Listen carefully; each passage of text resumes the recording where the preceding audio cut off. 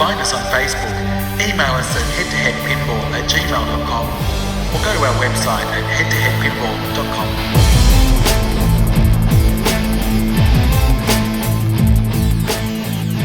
head2headpinball.com. Welcome everybody to the Head2Head Pinball podcast.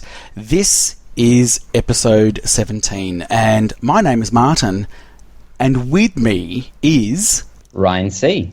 Ryan C. We have a special guest today. Do we? All the way... Yeah, let me introduce him. He's Please. All the way from New Zealand, which is known for a beautiful country, beautiful scenery, famous for such things as Flight of the Conchords and sheep. That's rude, mate. That's rude. We love our sheep. Ryan asked me beforehand, before we recorded, he goes, so, what can we say New Zealand is famous for? And I just said, sheep. Okay, when I get the bug, I buy 20 pins. When you get the bug, you buy 5. When this guy gets the bug, he buys over 100 pinball machines, all the way from New Zealand. You know him as RotorDave. It's David Peck. How you going, Dave? Good, boys. How's it going? Very good, mate. Very good. Thank you very much. Sheep jokes. Yes. I don't think anybody else would really get those jokes, but anyway. It's just friendly Australian-New Zealand rivalry. Yes, this could deteriorate badly. In the old days, there was twice as many sheep in New Zealand as people, but the sheep numbers have been dwindling because we keep eating them all. So it's they're falling drastically. As long as it's eating and not anything else, all right? Yeah, well, no, exactly. That's only when you guys come over for Pincade. That's when that happens. But well, we are going to talk about Pincade later. But before Fantastic. we do, we sort of just want to. I mean, everybody knows you. You're one of the, I guess, the personalities on Pinside and in the pinball community. So we want to know more about you. So probably the first question is, how did you get into pinball? Oh, it was a long, long time ago, boys. But back when I was a young fella, my family had a big second-hand store in Pukekohe, where I live, which is about 40 minutes south of Auckland. And I used to go to all the auctions and buy the stock for our second-hand shop. And once upon a time, as a kid, I was always into the arcade machines more so than pinballs, because in New Zealand we didn't have a lot of pinball machines around. It tended to be a little bit more arcade-focused. So I went along to an auction one day, and lo and behold, there's a whole lot of arcade machines there. So much to my mother's horror, I bought up about 6 arcade machines, and when she was out one day, I installed them in the lounge. So imagine I was about 17 at the time, so she gets home from shopping or something, and in the middle of the lounge is a what do we have, goblins and ghosts and goblins, yes, a four player gauntlet machine, Time Bandit. Yep, had the whole works. So all the weekends we'd have all the boys around, and we'd be having a few beers and playing all the arcades. And then about a year or two later, I handled a pizza shop that had gone bankrupt, and they had an old pinball, and so that was the first pinball I ever got. It was $150. It didn't work, and it was a Gottlieb Solar City, which is the 1976 EM, same as Target Alpha, but the 2-player version. And that's the only pin. I had that for a few years. I fixed it all up somehow through the grace of God, because of course no internet back in that time. That was about late 80s, 89, somewhere around there. So a bit of CRC here, or WD-40 as our American friends call it, and hit it with a few hammers and got it all going.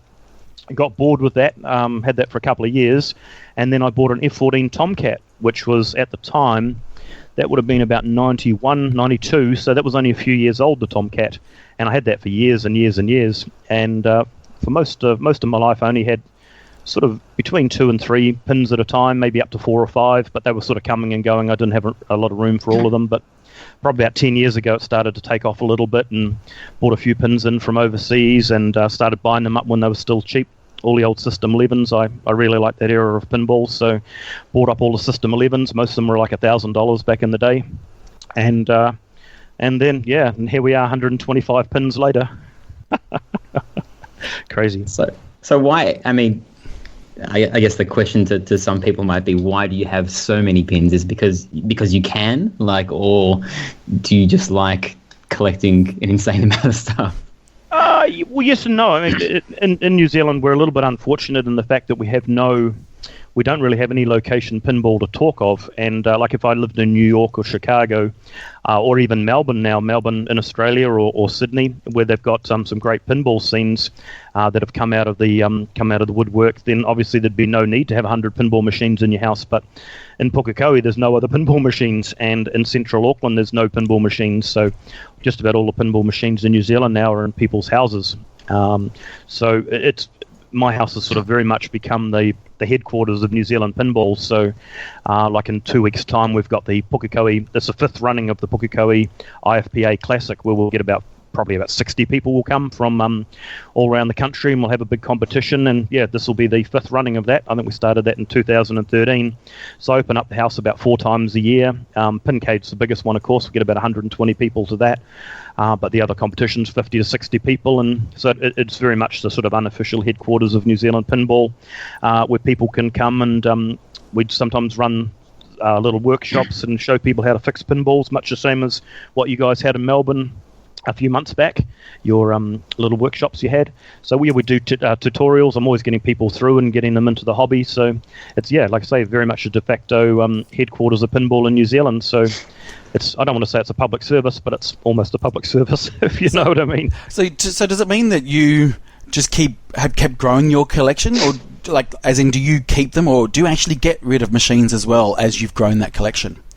Well, yeah, I have done, because when I first started back in the late, let's get my dates right, late 2000s, about 2009, I bought my first container of pinballs out of Italy when they were still a reasonable price. Yeah. And one of the reasons I did that was to a lot of pinballs in New Zealand, we didn't have very many top indie titles. Like we had very few Theatre of Magics or or Medieval Madnesses and Attack from Mars. There was never that many of them brought into New Zealand, and some of them started disappearing over to Australia. So I thought, we'll bring some more pins and repopulate the community. But of course, I ended up keeping half of them. So as you do, so half of them got sold, and I didn't put any huge markup or anything on them. They basically they went out, and a couple $100 out, margin on them, and out they went. And the other collectors tidied them up and kept them, then flicked them on. And yeah, every time now I see a pin showing up on Trade Me, which is the New Zealand version of eBay, it's pretty much half of them I used to own. There's been a lot coming and going out of the and I built my house for 100 pinballs, and at the moment I've got 125, so we're a little bit over capacity at the moment. So there definitely are pins going out, as well as in. One thing that people probably don't realize is that a lot of people with huge collections, they might have kind of half in storage or half in a kind of like a big barn out back, but I'm led to believe that you actually have them inside your house. Is that right? Yeah. So about 5 years ago, I built I bought some land about 10 years ago, 7 acres, just 5 minutes outside of Pukekohe where I live, and I built a big house and built a custom games room on the end, which is 180 square meters, which is about 2,000 square foot, and it's just a big empty space. And it was done not only for the games room. If I ever wanted to sell a house that's designed to be like a home office, you could house like an accounting company or something in there if someone wanted to work from home. So, but yeah, at the moment it was designed. I drew it all up myself and designed it to fit 100 pinball machines in, because at the time I had about 70 pins, I think, when I built the house. And of course, the minute you've got a little bit more space, of course, you buy another 50. But yeah, when I built that house 5 years ago, I only had all System 11 or newer games. The oldest game I had was mid 80s System 11 game. But after I went to Germany to the first IFPA World Championships we went to with I went over with Eddie from Australia and Dan Robar, and it introduced me to a lot of those older games which we don't have a lot of in New Zealand. A lot of the 70s, late 70s and 80s Bally's and Stearns. So after that I got the bug for those. So a lot of those I had to bring a lot of those in from California. So I've been bringing quite a few pins into New Zealand and bringing in for other people. I just bought seven pins just arrived last week. And out of that 7 pins, only 1's for me and 6 are for other people. I didn't make any money out of that deal either. Yeah. How about what's the distributorship like in New Zealand? So do you have like a Stern distributor and a Jersey Jack distributor, or? We don't have a Jersey Jack distributor because the New Zealand market is very small. I mean, we've got, I think on our IFPA competitive pinball, we've got about 350 competitors in New Zealand, but the main pinball scene in New Zealand would be, a stronghold of probably about 100 people. So, it's a lot smaller than in Australia. And so we do have a Stern distributor here who's closely aligned to the Australian one. But the only problem is our pins in New Zealand, our Sterns, are a little bit more expensive because obviously you guys in Australia buy a lot more pins than we do. So your Australian distributor brings in container loads of them, and our guy only brings in 2 or 3 at a time. So like an LCL shipment. So the shipping difference in a container to a LCL shipment is like $1,000 a pin. So our pins, we're your Stern Pros, I think, are around the 8,500, aren't they? Ours are around 9,700. So even accounting for the currency difference, they are quite a lot more expensive. But our second-hand pins are roughly around the same prices as your Australian pins are. Okay. And speaking about distributorship, I'm led to believe as well that you're the Spooky distributor for New Zealand, is that right? I am. Now that's another deal I don't make any money on, so I've got to address all this. This is my bad business practice here, but basically I've got a good relationship with Charlie and also Ben Heck. Ben Heck last year came down here and stayed in our house for a week and looked around New Zealand for a bit of a holiday, which was cool. Went out and actually came to my house and drank all my beer, which was which was all bad.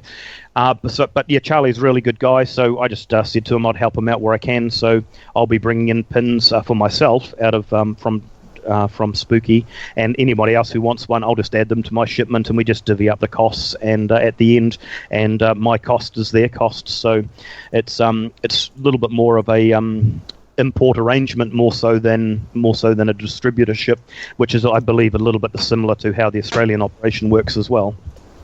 Yeah, I believe so.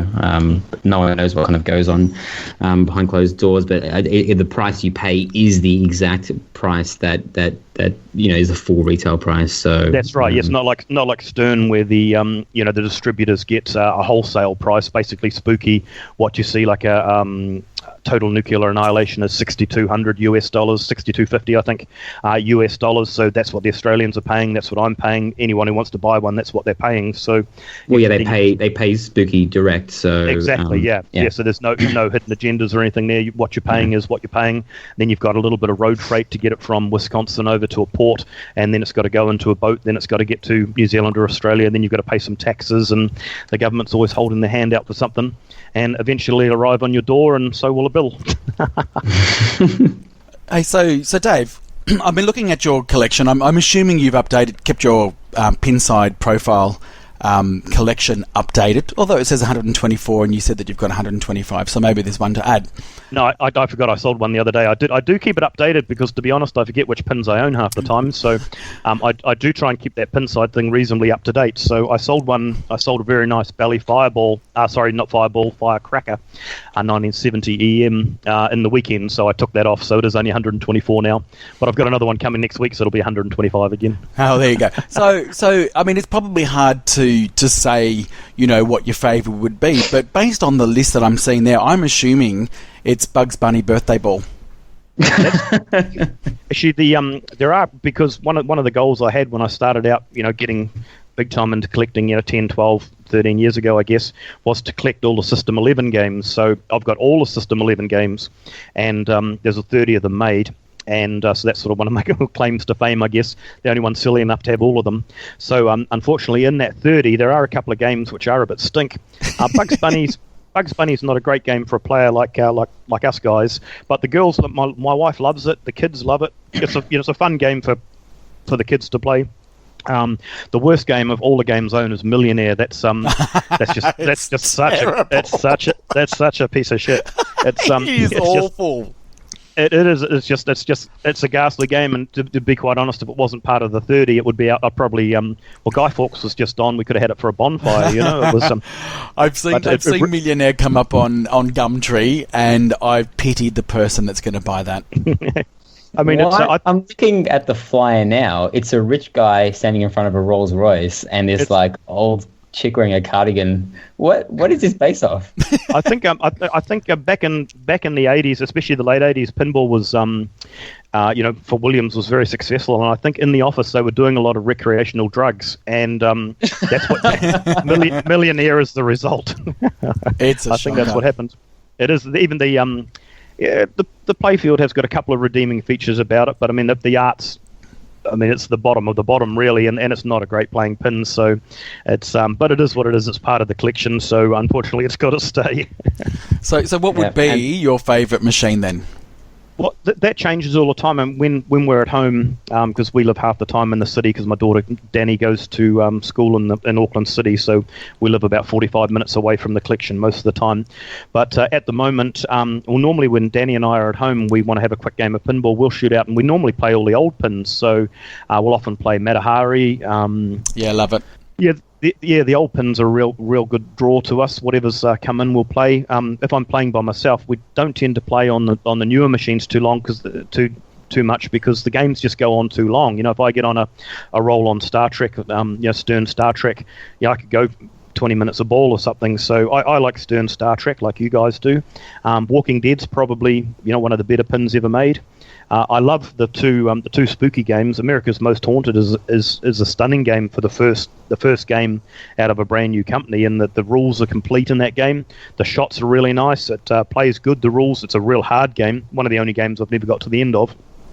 And we just had some new Rob Zombie code come through. I've got the beta code for version 22, which I've been helping out the coder, Mr. Forsmar, on, coming up with a few code ideas on that. So that I just installed that this afternoon, so I've been playing that all day.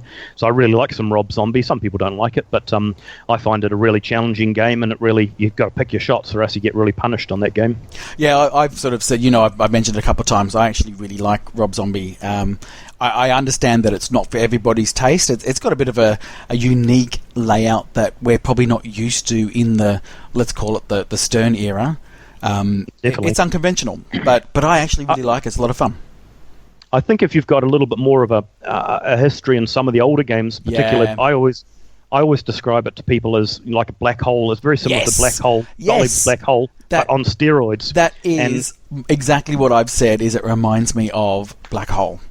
Yeah, and a lot of guys, especially a lot of the pinsiders, and a lot of those guys are just only been in the hobby for a year or two or three, and all they've known is AC/DC and Metallica, which are great playing games. But if you hit a ramp in Metallica, ramp or a loop, the ball's always coming back to the flipper.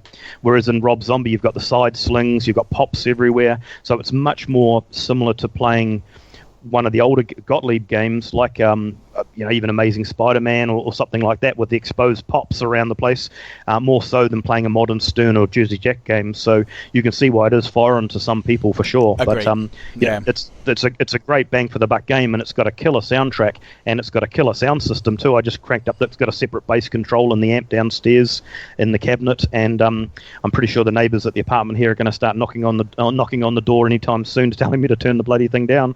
But it's a killer machine. Just one last question about your collection. I noticed that you've got Attack from Mars in your collection, and you sold previously a Medieval Madness. Mm-hmm. So are you in the Attack from Mars is better than Medieval Madness camp, like I am? Personally, I would say so. Yeah, I do like Attack from Mars better, probably, but I don't not like Medieval Madness. The Medieval Madness I had was a restorable one. It was actually one of the ones from the containers from the last container that came in, which was about 2011. So it had been sitting in my garage. It was what I would call for my collection, pretty rough, and I had a new playfield for it, and I just hadn't got around to it. And one of my good friends, Mr. Nick's Figures, was gagging for it so much that he offered me a large sum of money for it. And at the time, I had some new pins coming, or I was building a building or something, and I needed the dough. So I said, "Thank you very much. I'll take your money." And he's restored it, and it's beautiful now. It looks like a brand new, 10 times better than a brand new pin, because old Nick's Figures makes a nice job when he does his restorations. So I can go and play it any old time. He only lives half an hour up the road. So I will get another one at some stage, but when one comes along at the right price. Good luck. Yeah, that's right. I'm still waiting. I'm still waiting. So last question is, I got word yesterday that you know, as part of your business ventures in the past, you were also a KISS tribute band member with full makeup. Is that true? Yes, it was. Yep. No. Well, back in the old days, we had the second-hand shop, and that used to run that 6 days a week. And I had a cover band, so we had the Franklin area, which is where I live. That area south of Auckland, we're the biggest cover band in the area, and we used to go out and play all the Guns N' Roses and AC/DC stuff, all the typical bogan music that you Aussies love, all the Cold Chisel and Angels, sure. a lot of the Angels, all the pub rock that Aussies love, and that was cool. And then a little bit later on, my brother, my youngest brother, I took him along to the KISS reunion show in Auckland, which was 1997 when they reformed and went back out in makeup. So I took him along to that because I've always been a heavy metal guy, but not so much a KISS guy. But I've always known KISS, and I took my younger. He's 11 years younger than me. So at the time, I think I was 27, and he was 16. And I took him along to this KISS show, and Gene comes out and breathes fire, and the guitar's on fire, and it's shooting stuff out the end of it. And my brother's mind just went, wow, just. So next minute we're over in Florida, and he's buying a proper Gene Simmons bass, and he's got all these Gene Simmons toys, and we're carrying them all around America and bringing them back. And next minute we got we joined. There was an existing KISS tribute band in Auckland. We went along and saw one night, and I had a few beers, and the singer was really good, and the bass player was, and the drummer was good. And I went up to the singer after the gig, and half drunk, and said, "Hey mate, you're a really good singer, and your drummer's really good, but your guitarist is shit, and your bass player is shit. So here's my card. You can give me a call." And the next day gave me a call, and within 2 days we were in the band. So I must have been right.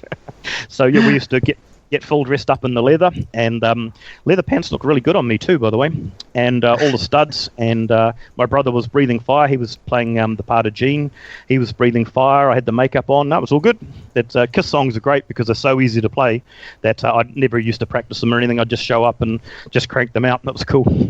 I think that's very interesting that last night on the stream that I did, I confessed to people that were viewing that I used to dress up as KISS when I was young as well. So there you go. Well, we can share the embarrassment.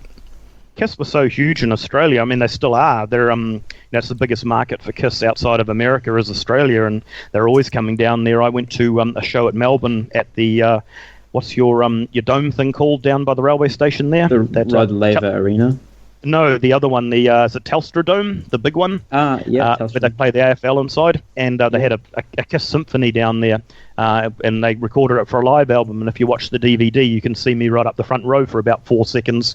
So, that's where they actually recorded their live album down in Melbourne there. So that was pretty much 45,000 people there. It's all packed out. Yeah, crazy. Awesome.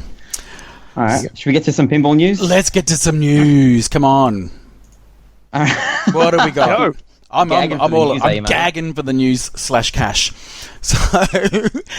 So obviously we spoke a lot about we really did speak a lot about Guardians of the Galaxy last week, and what's been really interesting is that I've not actually given it much thought since then, but there has been some news. Yeah, there's not too much news, but they're going to be showing Guardians of the Galaxy at IAPA, which is I think it's like an expo for like an industry expo, not really for pinball machines since there's only Stern that attends, but for arcade vendors, and that's going to be on November the 14th, which is in a couple of days. So I think by Wednesday we'll have some footage, and we'll talk about it, I guess, next week. Dead Flip's going to be having his live stream on the 20th. It's not confirmed yet whether it's going to be a pro or a premium. We got some news about the songs in there, Marty. Well, there's pop songs in Guardians of the Galaxy, but they didn't actually say which songs they are. Have they actually announced that they are actually going to be from the soundtrack? Because we sort of posted on Pinside what songs we would want. Cherry Bomb all the way. But have they actually mentioned what songs they're going to have, or is it just pop songs in inverted commas? Well, it's a bit the word pop is a bit of a weird one because it's an odd thing to say. And I don't know. I mean, sounds like an old man thing to say, doesn't an old person sing? Yeah, we're playing pop the music. rock and roll music. Yeah. Maybe Gary Stern's the guy that's been writing the Facebook post or something these days. No. Yeah, I don't know. I think there's two camps of thought. They're either being kind of vague on purpose because they haven't kind of inked the deal properly, and maybe Yes. or maybe they don't want to pay the cash, and That's there'll right. be some, there's no way you could possibly put a song in there that isn't from the soundtrack. That would just be the biggest. You would rather know music than a random pop song. So do you think what they should do? They should actually maybe do a competition where people can write in and vote on a particular song that they want, and maybe they can do a video of themselves, and they can fill in a long application form. Am I sounding too facetious? Yes. Hilarious. Well, they did something similar for Metallica. I remember when. Do you remember this, Dave? When Yep, you've yeah, heard of they Metallica? did, yep. They added a certain amount of songs. Sorry, I was in Metallica from day one, and they did. They said we're going to add, I think from memory, 2 more songs, and they had a little bit of a. I think you had to vote on the Facebook page or send them an email or something, and they voted into the 2 extra songs. Yeah. Yeah. What were those? Do you remember what they? Yeah, testing my memory there. Blackened was one of them, because that's the song I always play to, because that's a heavier song. So you Blackened, and then a slightly softer song, which I don't play along with. So, but Blackened was one of them. Yeah. Okay. Yeah, I don't think. I mean, since there's so many songs on the album to choose from, I'm guessing they're going to try and choose the ones that best suit the pinball, but also possibly the cheapest ones. They're not going to go for the Jackson 5 one. It would be way too much money. But what you might find is that it might be, if you remember the game Shrek, where you have they actually licensed the proper song from the movie. Somebody once told me. No. There's gonna whatever that song's called. So probably the way they'll do it is the same as Shrek. So you've got that song plays at the start, then it goes into some David Thiel type music all the way through, which you're playing and you don't notice so much. And then for the outro music, you've got again a 30-second snippet of licensed music. So. The way some of the people are carrying on Pinside, it appears that they believe that there'll only be 2 songs in the whole game. So obviously that's not going to be the case, but they'll have a whole lot of other incidental music and everything in there. Imagine if you got a pinball machine and only had 2 pieces of music in it, it would be pretty stink. No, the Guardians of the Galaxy actually has a decent theme, and you don't really realize. I rewatched number 2. I'm doing my homework, unlike you, Marty. I rewatched number 2 the other day, and there is a theme song for the Guardians of the Galaxy, and it's actually quite catchy. But it's one of those ones that just kind of plays, maybe 5 times during the movie, and you don't realize it until you're kind of looking for it. But when you hear it, you'll recognize. The other thing is that it might be a theory that they're kind of being vague on purpose, so that they might have inked the deal weeks ago or months ago, and then they're kind of just leaking out information kind of week by week to keep the hype train going. Because right now, like Pirates of the Caribbean was the talk of the town, 3 weeks ago or so, but there isn't much news about it now because it's already been out, it's already been shown. Whereas there's it's almost like they plan kind of these artificial leak kind of things, and to keep everyone sending cash in until it's actually shipping. Yeah, I think that's exactly the case. The Pirates of the Caribbean ones, Stern always do it right, because the beauty of it, even though there is a little bit of a lag between announcing, Guardians of the Galaxy, they put it out, looks beautiful, everyone's hypey. They're already making them. So if you ordered one, if you're in America and you've ordered one from the date you saw it on Pinside, you can have one in your house 2 weeks later. It's pretty. Whereas Pirates of the Caribbean, the hype sort of, it's going to get a little bit deflated because it's going to be 6 months before they start making the things. Yeah. Well. We also got some news from State of the Union, Marty. Do you want to read through a couple of them? Well, look, I'm really. They talked about, obviously gave us an update on the Stern Army, which, as we've talked about before, has got nothing to do with Australia, but hopefully they'll do something about it in the future. But code is where we're sort of really talking. The main part of the update, certainly what I'm listening to. And so they've given us a bit of an outline on what's going to happen with the 1.0 final code for Star Wars, which we expect is about early December. So you tell me about the code, Brian. I will read this bullet point.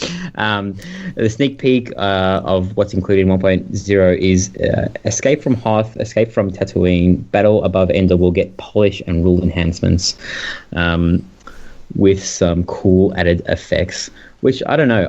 I've played a couple of those missions before, but besides, destroying the Death Star on, that multi-ball, I actually don't know what I'm doing or care what I'm doing in those multi-balls, because they're not destroying the Death Star. It's the only one. But I think we've talked about this before. The only thing that's really disappointing is you really only get one shot. Oh, obviously, you've got to complete everything to get back, but you get one shot at destroy the Death Star. If you screw it up, that's it. It's over, and then you've just got to grind through all these others. So maybe they will make them a little bit more lucrative, like destroy the Death Star is.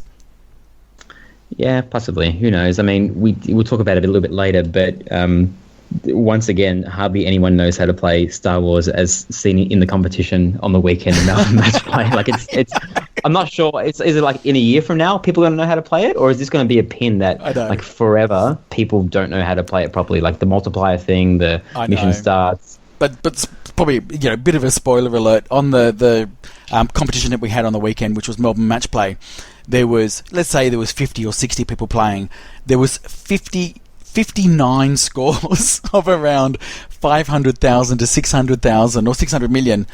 And then there was one person that constantly got 5 billion and then 7 billion and then 8 billion. So clearly that person knows how to the rules on that machine, but not everybody. Yeah, you really... Josh Sharp said that you don't need to really move the multipliers, but that's bullshit. You need to know what you're doing. You do. I think what Josh said in that podcast was, he sets them on the three shots: the Death Star shot, the ramp next to it, and the other loop shot. Yes. And I think that's where most of your shots are. Now, someone like Timballs probably would, start moving them around a little bit more, and obviously he's gonna do well. But a lot of the shots, especially in some of those modes, are concentrated around that left ramp and around that loop. So if you're clever enough to keep your shots there, as long as you keep your multipliers up, keep on hitting every time you hear that countdown of the toot toot toot toot, when your multipliers start to go back to 2 again, you just got to keep on hitting those three the three drop banks and just try and keep them up all the time. And it's amazing how much your score goes up once you I don't know one of those games, and I've been playing one on location, but once I've got the hang of it, I'm getting 8 billion points on that as well. But it took a long time to get there. It was very hard to get past 1 billion the first time until you sort of got the hang of it. Yeah, well, I think we saw on the very first stream that Keith Outwin and I think was it Josh or Zach, one of the Sharp brothers. I think Josh was there. Yeah. Josh, yeah. Yeah. Well, I mean, they were perfectly kind of controlling the multiplier for every single shot. So, I mean, you can set it on one and maybe play a better game flipper-wise. But if only 1 in every 3 shots is getting multiplied, then, that's... If some person hits one shot that's worth 500 million, then... Congratulations, but if someone's smart enough and has the flipper control to hit all 3 with a multiplier, well, he's already got 1 billion points more than you. So, if you have the multiplier maxed up, so I don't know. Well, the person that did get I won't say who it is, we'll talk about it later, but the person that did get that massive score every time constantly moved that multiplier shot around to get the big points, and we're talking big points. Oh, it makes a huge difference if you can do it. That's one of the main problems with that game, especially competitive-wise. Obviously, at a high level, everyone's going to be equal. But in say a New Zealand or an Australian competition, which is middle of the range, and you've got a lot of guys that maybe aren't as good as some of the top guys like Jordan and Richard in Australia, you're going to get the people who do know how to play, say, Ghostbusters and Game of Thrones and Star Trek are going to have a huge advantage over, say, playing something like Matahari, where everyone's on an even playing field, that's right. Or even Addams Family or Twilight Zone, or even Stern Star Trek or Iron Man or any pinball other than the 3 mentioned.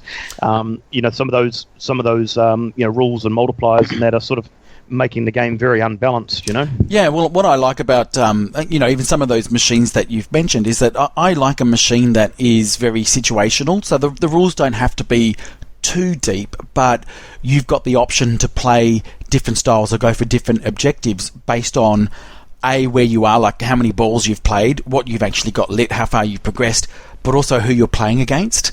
The Star Wars at the moment, I think the rules aren't clear enough for there to be that the balance, but also equality amongst players. One of those things that we struck, because nice segue here into the Heads-Up Pinball Championship that I went to 2 weeks ago in Las Vegas. And what we found there was roughly 40 players, probably 20 regular tournament players, sort of top 200 players, and then probably 30 regular players and 10 sort of not regular players. And you could really see the difference between the guys who knew the rules to the three games, Star Wars, Ghostbusters, and Aerosmith. Aerosmith, obviously, a lot more conventional game than Ghostbusters or Star Wars. But the people who knew how to do those goals, and even though I'd practiced to do those goals, I learned a few things. Like on Aerosmith, for example, you can drain a couple of modes. If you had to complete 2 modes, you can light the mode, get the crank it up mode, then drain, and that song is complete. But that only happens on 3 songs. So the people that know those rules obviously have a huge advantage over fools like me who don't know those rules. That's similar to the away missions on Star Trek.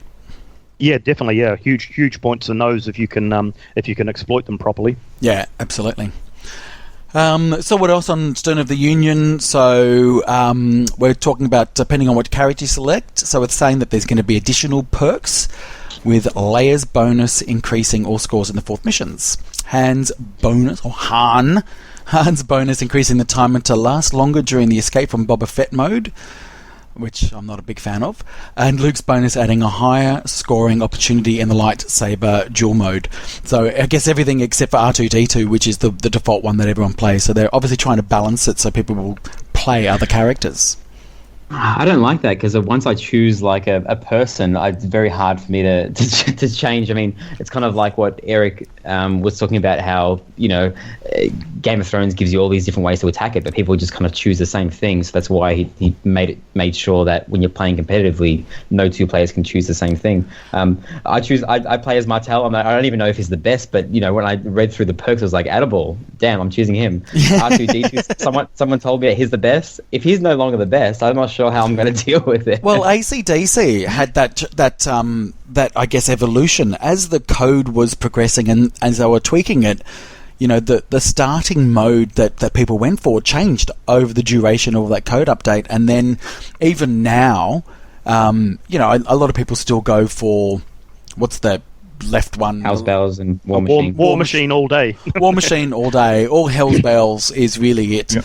But throughout the course of those code update, that changed to all of them. So people had to actually change their playstyle somewhat. Well, what are you meant to choose now? Oh, I do War Machine.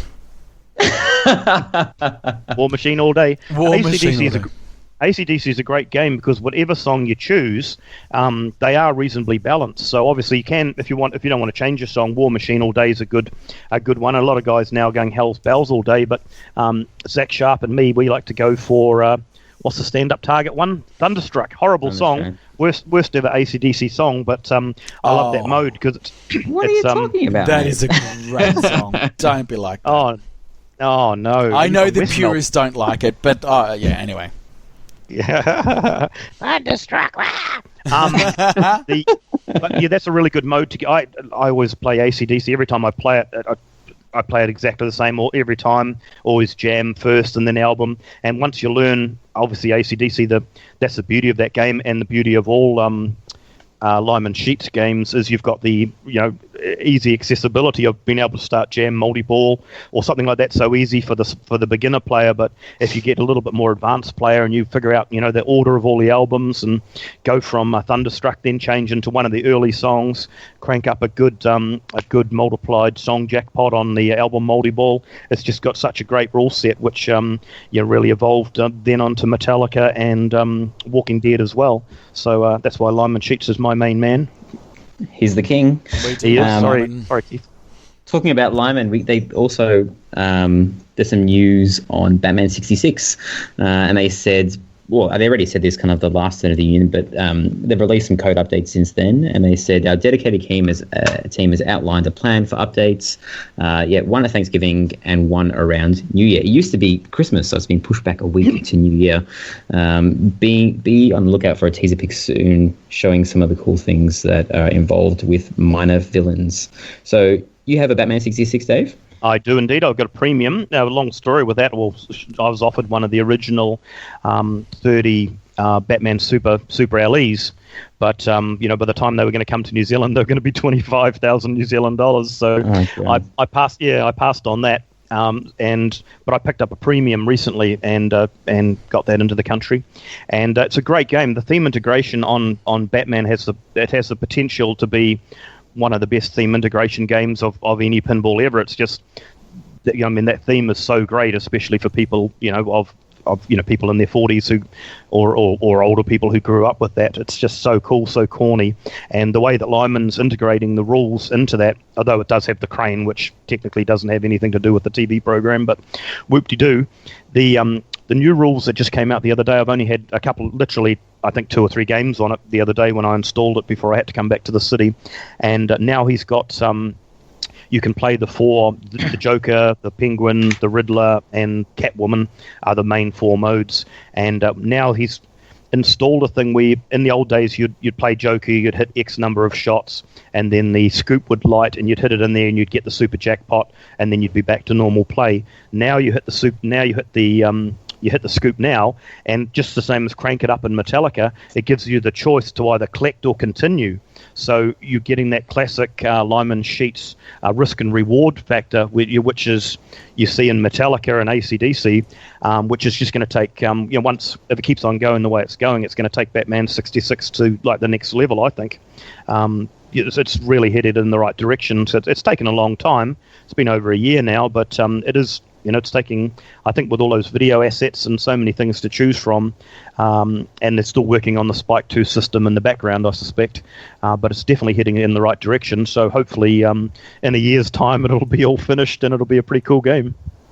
Yeah, I think you bought it at a decent time because, even though you might still have to wait a little while, you're waiting a year less than everyone else. So exactly right. Yeah, I only had to wait 3 weeks for my first code update. I literally only got the game a month ago. So I got one of the first X-Men's ever made, so I know all about waiting a long time for code, I can tell you. And I had sound like a patient guy more than me anyway. When you got a few pins, you're not you don't get stressed out about it, because if you're not playing that game, hey, you're going to play something else instead. So but I can see where people, if they've only got 1 or 2 pins, and they've got a lot of money tied up in them, I can definitely see where it is frustrating for people. Like I say, especially if they've only got 1 pin, then it'd be very, very frustrating, Yeah.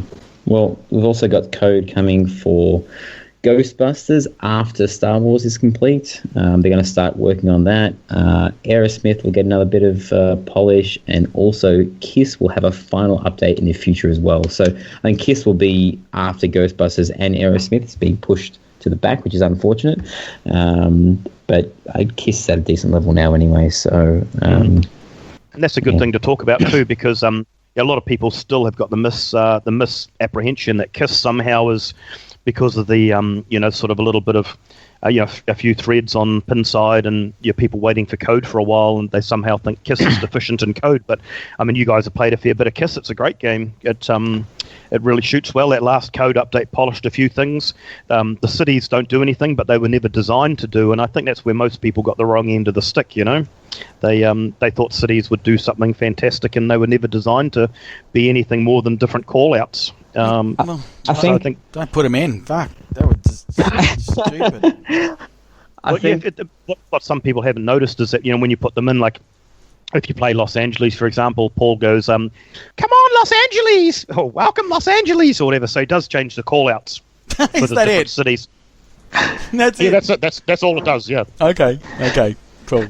So I think the problem that people have with Kiss is that it came after Metallica. Sorry, AC/DC first, Music Pin, Metallica next, and then it was Kiss. And it's not horrible by any means, but it's average in comparison. I think that most people agree to AC/DC and Metallica. And even though a lot of people don't know the kind of the finer things about the rules and the little intricacies about Metallica and AC/DC, they still want to own a pin that has them. I know this sounds stupid, but people want to say, hey, I own Metallica LE, or I own AC/DC Back in Black. Whereas it's not like as a collector, a Kiss LE is kind of like, it's not the best pin out there. Yeah, that's what I've talked to certain people that collect pins, and one of them is a horrible player, and he sold Kiss because he was like, it's shit. But he doesn't get to wizard modes or anything like that. He just I don't know how to describe it. Well, I think Kiss probably suffers from, you're only going to get so many super great pins, like you've got The Walking Dead and AC/DC, Metallica, a few like that. Not every pin can be that, so you have got some games maybe like Kiss and Aerosmith, which are good games, but they're not quite that same level as those other games.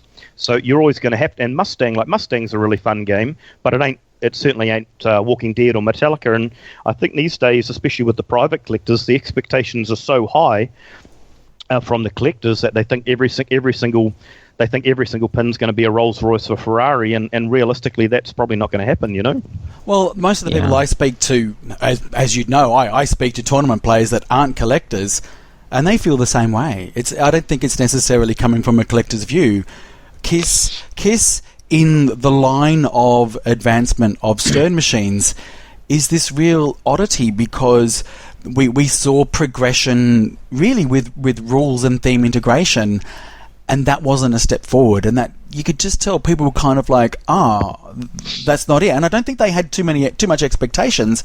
They had expectations that there would be an incremental improvement from machine, and that was kind of just a little bit lacking there. Yeah, that's probably a fair comment. I suppose Kiss sort of followed The Walking Dead, I think. Yeah. So where do you go? Where do you go from The Walking Dead? Yeah, it's a hard act to follow. Especially all these machines that we're talking about, Walking Dead, AC/DC, and Metallica are all Lyman Sheets games. Not everyone is Lyman Sheets. There's only one Lyman Sheets Junior, right? That's right. And I think everyone was expecting that. He did that magical update on Walking Dead to turn what a game at the time wasn't. It wasn't well liked, and it wasn't well liked. And I've always said because the whole risk reward factor there was too much in the risk side, and he actually turned that around and made it quite balanced. And I think people were just hoping that would happen with Kiss. Need a cloning machine so we can get more Lyman Sheets. And as I've said a number of times, he needs to stop on Batman 66. Sorry, Dave, I know you've got that machine and you'd love great code, but I would much rather him fix Kiss or spend time on your machines. I think he did. The Gene Simmons head during multi-ball doubling the playfield. That's the snake. That's the snake thing. That's from Metallica, right? I'm pretty sure he did that. So I think he already has spent some time on Kiss in the past. But I think it's exciting. He can take as long as he wants on Batman, because I like those special moments in pins and I enjoy playing Kiss, I enjoy playing Aerosmith, but I don't think there's a special moment in that pinball machine like there is in Walking Dead, like Horde or something that really gets your blood pumping. Sure. Whereas it's exciting to me to know that he might be on the cusp of that for Batman 66. Yeah, sure. I agree. No, I think you're right. I think certainly your Mustangs and your Kiss and your Aerosmith, even though they're great fun playing games, I love Aerosmith. Aerosmith is sort of Kiss plus. I've actually sold my Kiss to one of my good friends. Willie wanted that, so he's taken that, and I took Aerosmith because the two games are very similar. But I felt that the rule set in Aerosmith was better than Kiss, even though I was in the Kiss tribute band. And so yeah, I preferred Aerosmith to play. I like the rule set in that, and the LCD screen takes it to that next level. So I picked up an Aerosmith, and I've got that instead of the Kiss now. But they're both good fun games to play, and that's what I'm all about, is having good fun games to play, and they are enjoyable, and the good rock soundtracks. And while the rules aren't quite to that Lyman Sheet level, they're certainly not clangers, if you know what I mean. You like Kiss, don't you, Marty? As I've said, not Kiss. Sorry, Aerosmith. Do you know what? I actually like Kiss and Aerosmith for a couple of different reasons, and I've said before, I like playing Kiss in tournaments because I find because the rules aren't that complex, I can understand the rules. So there's a bit of a catch-22. Do you want to make it more complex, and all of a sudden it loses me? But also just the layout is. I've always said it's a bit more I don't know, predictable or forgiving compared to other layouts. So if I have a bank of Stern machines, and I get to pick one, I'm going to pick Kiss because I feel really comfortable playing that. I do like the shots. I do actually like the layout. And here I go, Ryan. The geometry. I do like. I actually do like. I do like the layout. What I've always said is that I don't think there's that really special moment that you can get from a lot of pinball machines. And you know, coming to Aerosmith, and I've sort of said it's a greatest hits of Borg at the time, using Kiss as a bit of a base layout with better rules, but it's still missing that. What's my overall objective? What am I really going for here that I'm playing over and over again to get to? I haven't quite worked that out yet. 6-ball multi-ball. I was watching my little. Well, my 6-year-old played Aerosmith for the first time during the comp. We'll get to that a bit later. She locked a ball, right, and it fired it into the toy chest, and she turned around and had the biggest grin on her face. She's like, "Oh my god, did you see that?" And I was like, "Oh my gosh, I need this pin. I want to see that facial expression again." Yeah. Well, that was. I know you guys have mentioned before Indiana Jones, the Stern Indiana Jones, and I think, Marty, you've got a bit of a soft spot for that one. You know I do. Well, it's funny enough. It's quite a cool game. It's just the rule set. I mean, that's one game that could be revisited. And I know, I think Apple Juice in the UK was writing a new rule set for that game because it's a cool looking game. And when those balls came out of the trunk, I always thought that was one of the coolest things I've ever seen. Absolutely. And of course, so John Borg ripped that off and put it into Aerosmith. So now I don't need a Stern Indiana Jones anymore. But you've seen that ball fly through the air into the trunk in Aerosmith, and all the balls coming out. It's it really is John Borg's greatest hits. But when the game came out, I actually called it Lonnie Ropp's greatest hits because the rule set takes all the good stuff from Kiss, and then advances on it. And so you've got what I do like about the rule set in Aerosmith, different to Kiss, is that when you've completed a mode, like you usually start with Walk This Way, as soon as you finish the modes are timed, unlike Kiss where they're not timed. So that's the problem for Kiss. For some, if you're not going to complete the modes, you're going to hear the same song all the way through. Whereas in Aerosmith, they're timed, so you can change them around a little bit more. But when you complete a mode, you'll automatically get your super ramps or your super pops or your super whatevers. So it's just that Kiss on steroids, really. Hence why I got one of those rather than the Kiss. Although I still love Kiss. It's still a good game. Yeah. Now, moving on to the next kind of news item. Well, it's not really news because this expo talk happened at the Vancouver expo. And it was a David Thiel talk, and I think the talk was titled "Things I Wish You Could Hear." And David Thiel is what's his official title? Like a sound engineer. He's the guy who does all the sound for. He's a contractor, so he did it for Alien. He does it for Jersey Jack, Hobbit, Dialed In, and he's doing it for Pirates of the Caribbean as well. He's worked for Stern in the past, kind of from Pirates of the Caribbean Stern onwards, and then I think he left. I can't remember. 2013 or so, before Metallica. And it's a really interesting talk. We'll link it in the show notes. But it kind of comes back to this thing that I kind of talked to you about, Marty, about, the importance of sound in pinball machines, in kind of, we're talking about spinners. Yes. I said that, we'll get to that a bit later as well. But, the importance of sound kind of drawing you into the theme and music to your ears. And some of the things he talked about, like Klingon multi-ball in Star Trek, I didn't realize what was happening, but basically, you know how when you get Klingon multi-ball and you hear this like ee in the background? Do you know what I'm talking about? No. Can you do it again? Do it again. No. I want to hear it again. Well, Klingon multi-ball. He goes, all of them, they go, eee. It's like you only hear it, but then that's the only part that you hear, because then you, like, all the balls shoot out and you've got like lights flashing in your face. Sure. But he actually, and lasers going on off, yeah. And lasers rotating around on your playfield.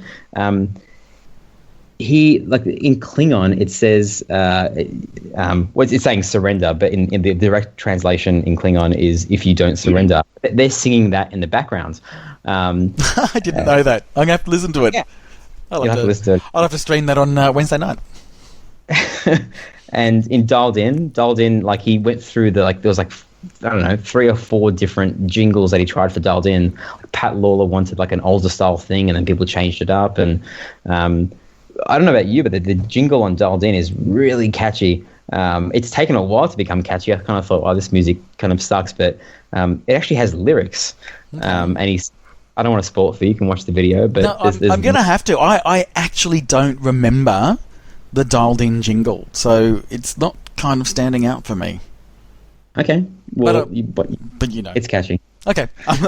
When I was playing it in PAX in the competition, I actually stopped for about 15 seconds. And it wasn't to like, you know, calm my nerves or anything. I just wanted to listen to that part of the jingle because it got to that certain part of like the 2-minute loop or whatever that I really liked. And I just kind of like had to bop my head to it. Anyway. Yeah. I think it comes down to, and I know you've sort of made the point as well, is that, you know, when I'm playing games, and for most of the time I'm playing games to get a high score, and there's all this stuff that's happening, I'm not really focused on the sound that's going on in the machine. I'm focusing on what shot I've got to go for, who I'm playing against, and am I going to have a shit ball? The sound can sometimes help you. I mean, I think I remember Steve Bowden talking about it. I can't remember when. We have to get him on the show. Basically, he was saying that like there's certain sound cues in a lot of games that help you with timing your shots. Like if a sound goes off when you hit a switch on a ramp, sometimes your brain can sync up with the pinball machine if you're in the zone and know that like a certain time after, that's when you have to hit the shot. And if the whole purpose of this kind of like this 1 hour talk from David Thiel is that, you know, it's really sad that sometimes that when he gets to see people, you know, playing his games, he doesn't get invited to people's kind of private houses to be one-on-one with the game. He sees them at shows, and there's this crazy noise going on, and all this hard work and him burning the midnight oil at home. You know, he doesn't get to see people's like the smile on people's faces, you know, in relation to the sound because it's being drowned out by everything and the volume's turned low. And well, I tell you what would make matters worse, and this is.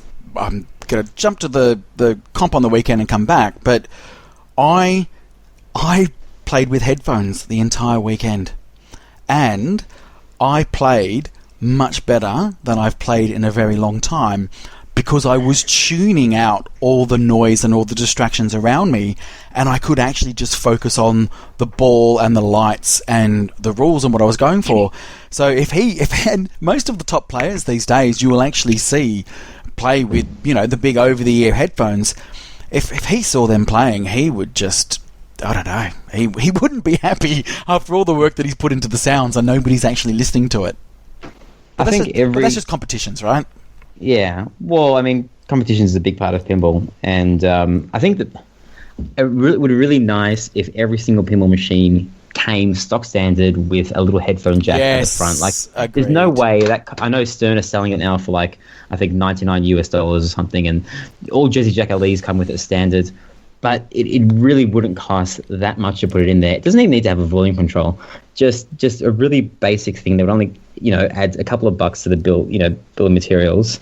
You know, like people might enjoy. I'm not sure how many people would use it. Probably only the competition and competitive pinball players. But I don't know. I think I'd be able to enjoy pinball on location a bit more.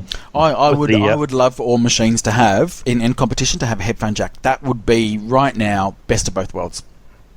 It would be interesting to do that. Just recently, or probably a year ago, I started wearing ear plugs, which instead of, I tried to do the headphone thing, but because I'm such a music guy, when I started playing my heavy metal music, I started getting so into the music that I completely stuffed up the pinball playing. So it was completely disastrous.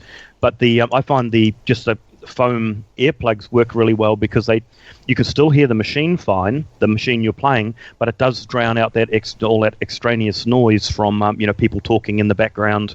So I've been having really good success with those over the last 12 months. So that's good. Doesn't do Mr. Thiel any good though because I can't hear his superb soundtracks. Yeah, and that's what I'm saying. And just on David Thiel, I met the guy when I went to the Chicago Expo a couple of years ago, and I had a quick 5-minute talk with him, from a musician point of view.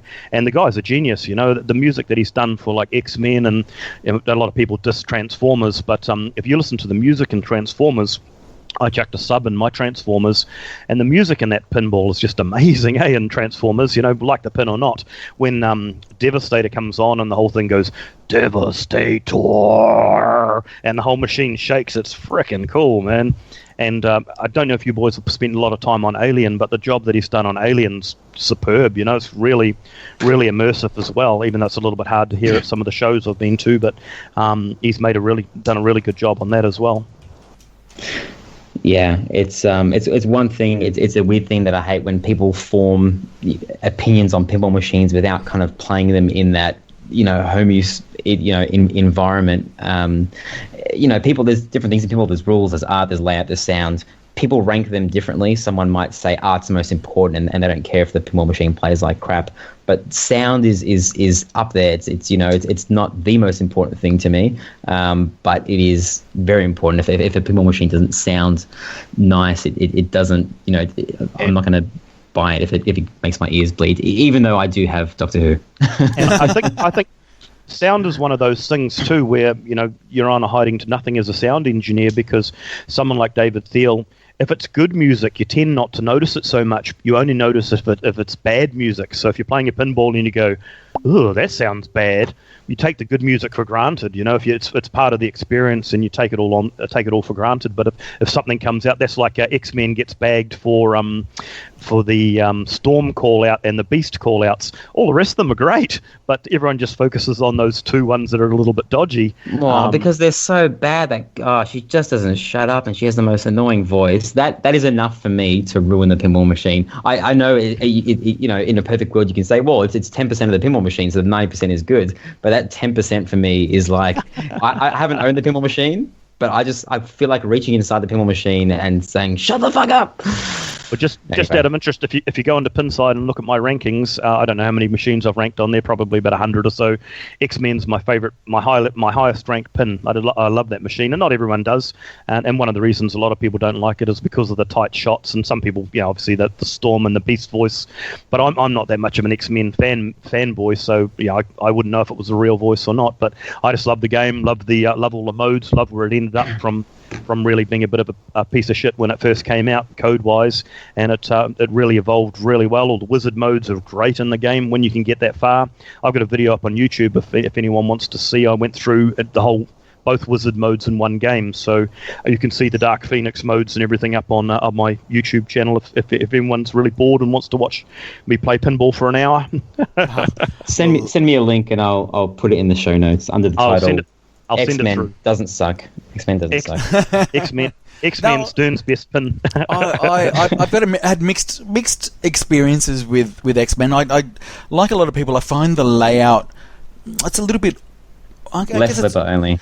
Well, but it's also that it's I don't know how to explain it, but you can really only go for either ramps or loops, but everything is just. There's not a lot of activity besides just going for individual shots with the ball sort of not necessarily bouncing around with randomness. It's hard to explain, but I've always found that the layout quite awkward, but I've had some really good satisfying games, so it's one of those games that I'm not necessarily a fan of when I come up against it in a tournament, but I would love to have that game at home. I reckon that'd be a lot of fun. One thing that really, us X-Men fanboys on Pinside, we've got our own little thread, and your last guest, Mr. Time Bandit, he's a big X-Men fan as well. And one of the things that really, if you went back to the first design drawings of X-Men, he actually had a captive ball in the place of the huge Wolverine figure.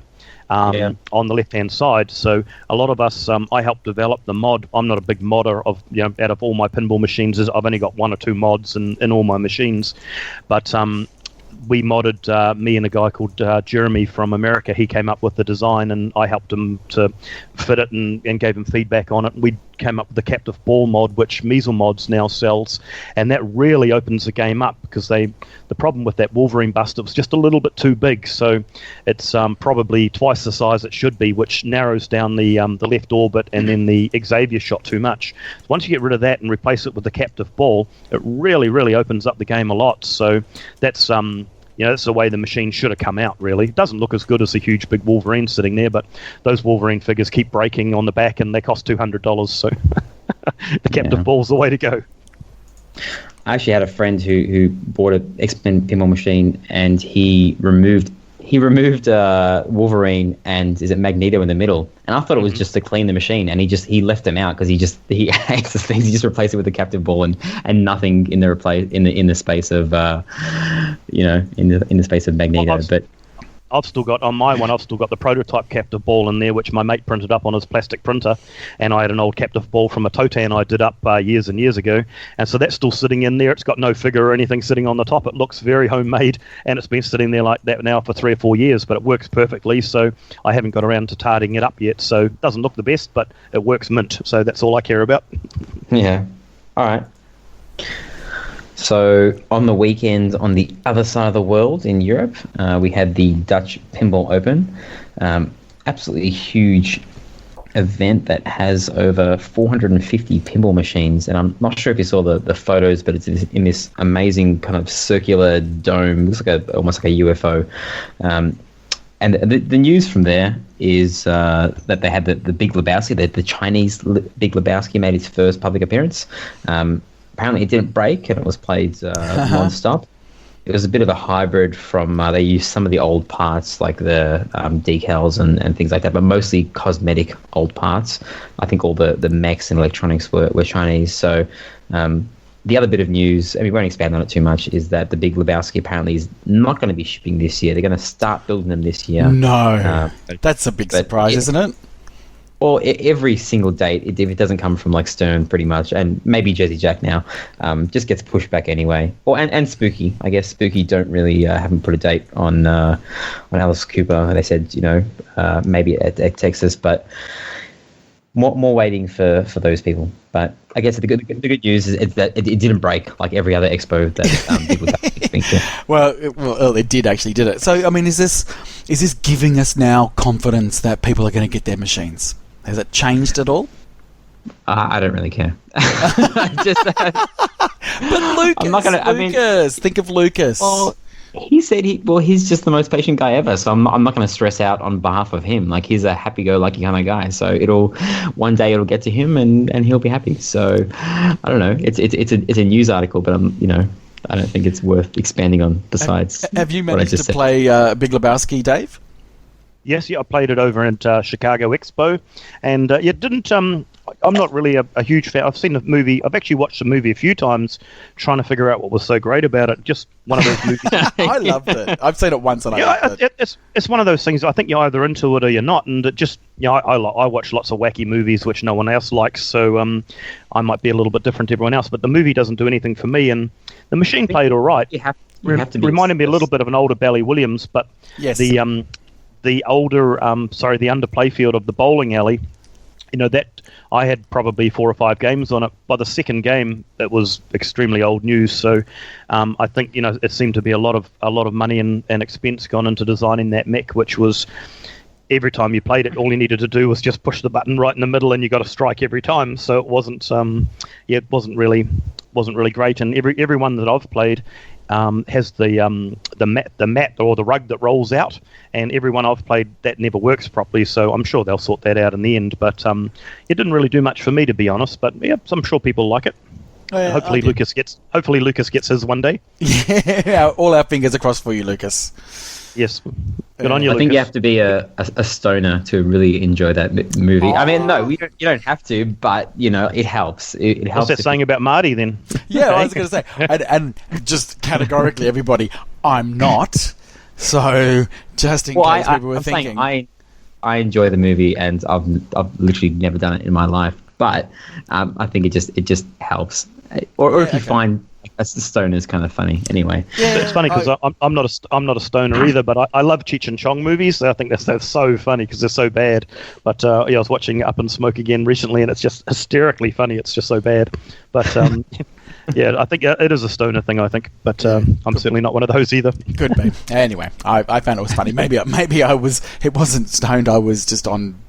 You're in a good mood at the time. Yeah, could have been. Anyway, so the other piece of news. So it's kind of public, semi-public, and so this was posted on we talked about it a couple of weeks ago. There's a Google group on Jersey Jack, and in particular, there's a thread talking about Hobbit code. And our good friend of the podcast, Keith Johnson, one of our favourite coders, actually did post on it saying, "Hi everyone, we appreciate your feedback and thoughts and are glad you're interested in the game. There will be another Hobbit release, but it won't get major time spent on it until Pirates of the Caribbean comes out, as all of our efforts are going to that right now. I would expect it to be in line with my previously stated and re-quoted statements. If you want, you can always alternatively have a conversation with me on Twitter." And it's just an interesting timing that's sort of come out, because last night on the Melbourne Silverball League Twitch stream, I actually did stream The Hobbit, and I did it because Lucas, who we were just talking about, I asked him to come over for the stream, and what was really good is he hadn't really played it all that much, so I actually got to have the opportunity, and it was I like you, Ryan, I like telling people about rules and explaining it, and I got to do that. I got to do a bit of a tutorial for Lucas, and there was also someone, hi Keely, Nick, who was in chat as well, that wanted me to go through the rules, and I really did enjoy explaining the rules, but there was always one thing that really, as I was explaining it, was kind of, I don't know, it was a bit of a letdown, and that was to do with the modes, and that's really probably one of the biggest criticisms that people have come at the Hobbit, is that the modes, they just don't have as much importance as they should.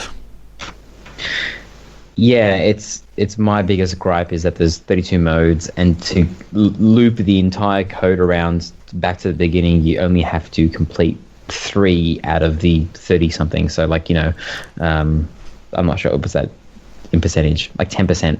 Sure.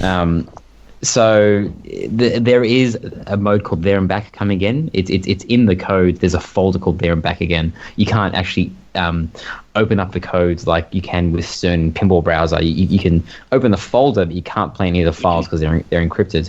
And Keith wrote a big post about the state of the pinball code a while ago and said, we know there's stuff to improve on and it is going to come, but he never kind of put a date on it, because people are kind of getting a bit more upset now and a bit frustrated, because dialed in code is probably seen as more complete than The Hobbit.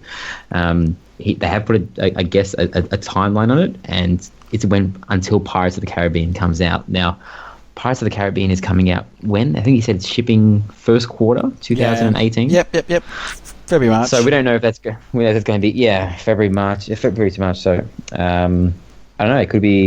It could take a month after that. It could take 2 months. It could be mid next year that we're going to look at Hobbit codes being complete, which is kind of annoying. I don't know. As an owner. Know. And I know you and I have spoken about this before, and I'm not necessarily as critical as you are of it, because even when I was explaining it last night, there is still a lot to do. And what I like, and I sort of mentioned it earlier before. Do you enjoy doing it?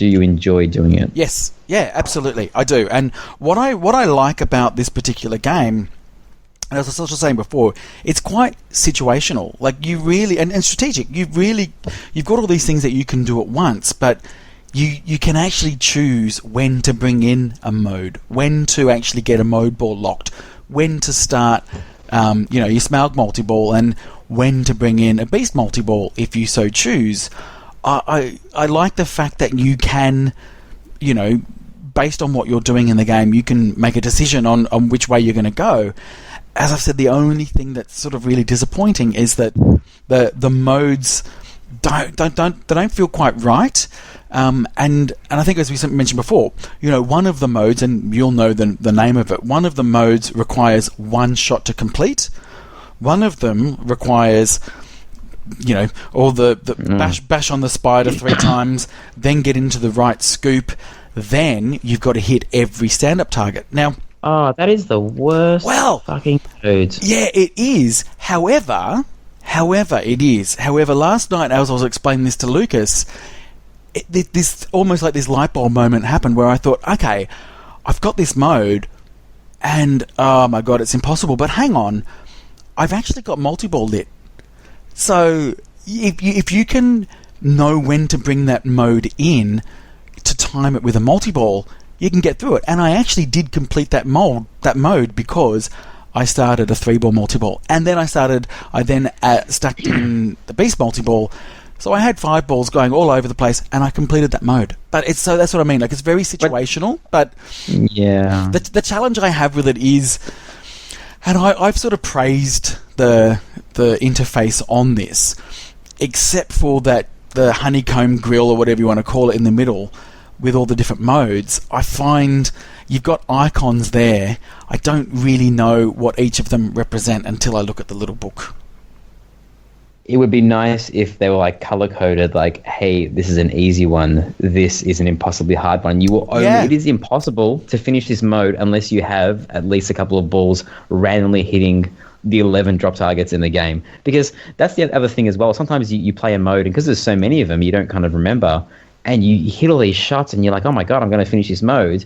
And then the book changes and said, okay, now hit the drop targets. Yeah. And you're like, are you serious? I got 10 seconds to hit 11 drop targets. It's impossible. I know. Anyway. And when really at the moment the objective is to get to the 3, let's call them mini wizard modes, you would rather just get one that just has one shot to complete.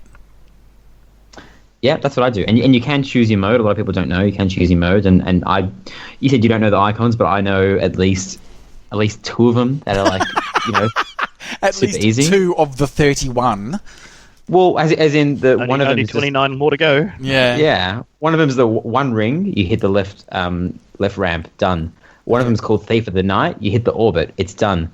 And the other one that is really easy is Flashback, where you hit the one ramp, and then you hit the drop targets, and it's done as well. So those are my 3 go-to modes. And if I fail one of those modes, it's almost like I'm in jail. That I know I'm not going to get to the last Arkansas mode. It's going to be so hard. Well, I tell you which mode I did complete last night, and you'll know Riddles in the Dark. No, it's the one where you've got to load up the wind lance and Flashback. Is that Flashback? Right. So it actually did do what it's meant to do, where it actually goes from the kickback to the right flipper. I hit the target, and it was done. And that very rarely happens on mine, because normally the kickback just goes straight into the scoop. Oh, gosh. I know. So anyway, so that's Hobbit. I'm going to be patient. I think right now what's there is enough for me to enjoy it. But as I've sort of said before, I enjoy it when I play it once a month. So that's not necessarily a good endorsement of the game, because I'd like to enjoy it every time I play it. But it's just something that's just not quite right. So, Kiefer, get to it, mate, when you can. I think one thing that JGP's really got to watch is, with all these new games coming out and with Toy Story on the horizon too, is they're going to be in a very, very similar situation to Stern, because they've really only got the one rock star programmer, Keith, as opposed to Lyman, and the workload's going to get same as what Stern is, pumping out so many machines, and they're going to get further and further behind. And it doesn't take too long for the fanboys to start getting a bit pissed off, as you can see now with the Hobbit, with a few threads started on Pinside with people, where's the code? And that's the very, very first where's the code thread we've seen for JJP. So it's it's going to be, they're going to have to work really hard to keep up on top of all the codes that are coming up for all these machines. Yeah. Once again, I think it comes down to expectations. The Wizard of Oz was polished and polished again and polished because they didn't have any other machines to kind of work with. Yeah. And there's an expectation that the Hobbit's going to be as good or better. Well, I'll correct you on that. I mean, Keith was the lead programmer on Wizard of Oz and Hobbit, and he is on Pirates of the Caribbean, but Ted was the lead programmer on Dialed In, and people like Dialed In way more, I think, than Hobbit and even Wizard of Oz as well. So I don't know, maybe they have 2 rock stars. I should prefer the Dialed In code, because it's so different and so new. There's really no code like it where you're kind of collecting things to, well, I guess you're not collecting SIM cards, but in every other game you still can complete a mission to increase a multiplier. But I don't know, it's an amazing game, and that's I just wanted to have my little 30 seconds on how much I love Dialed In again. You really are a Dialed In fanboy. Let's just call it.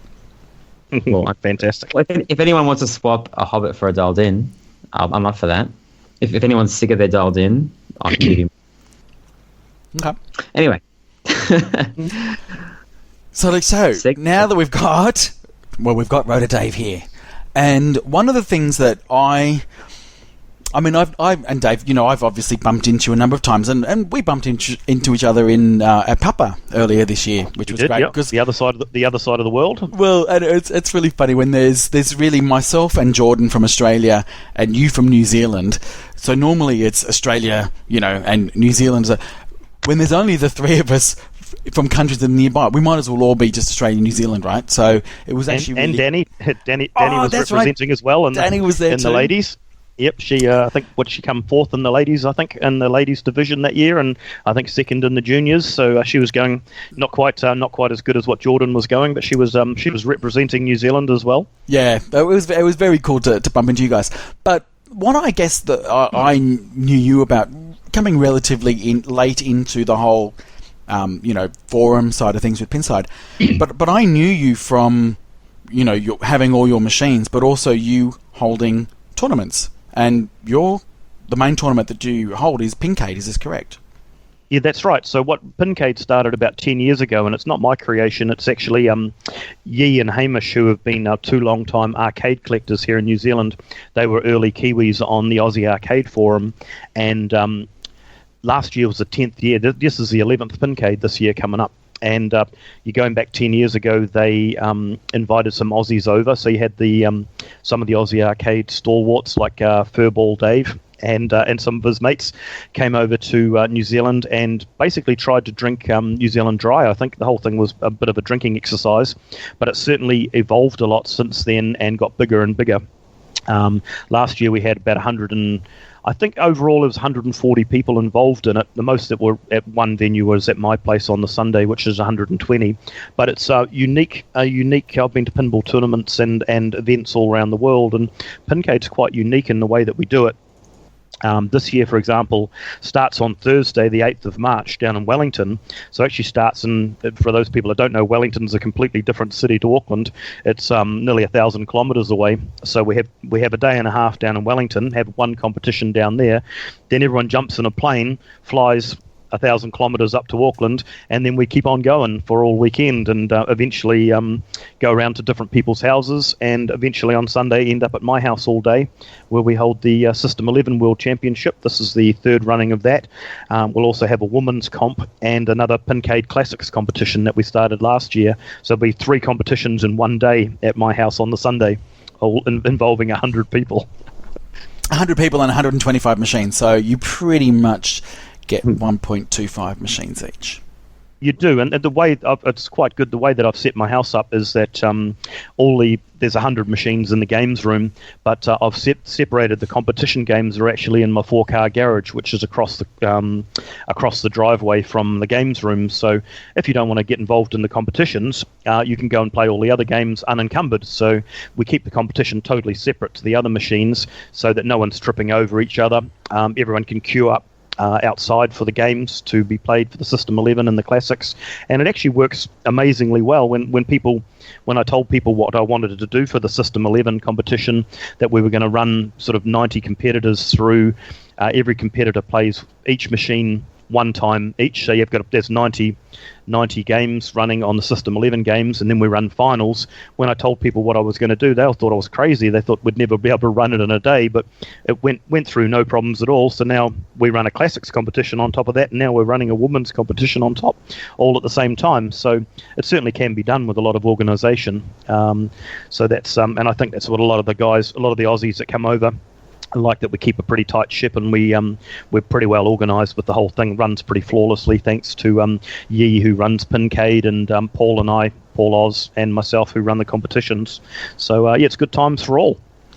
Yeah, a lot of people that have been to that comp have come to me and said, I need to come over and play in that tournament for a number of reasons. They love the format, they love the group of people that are there.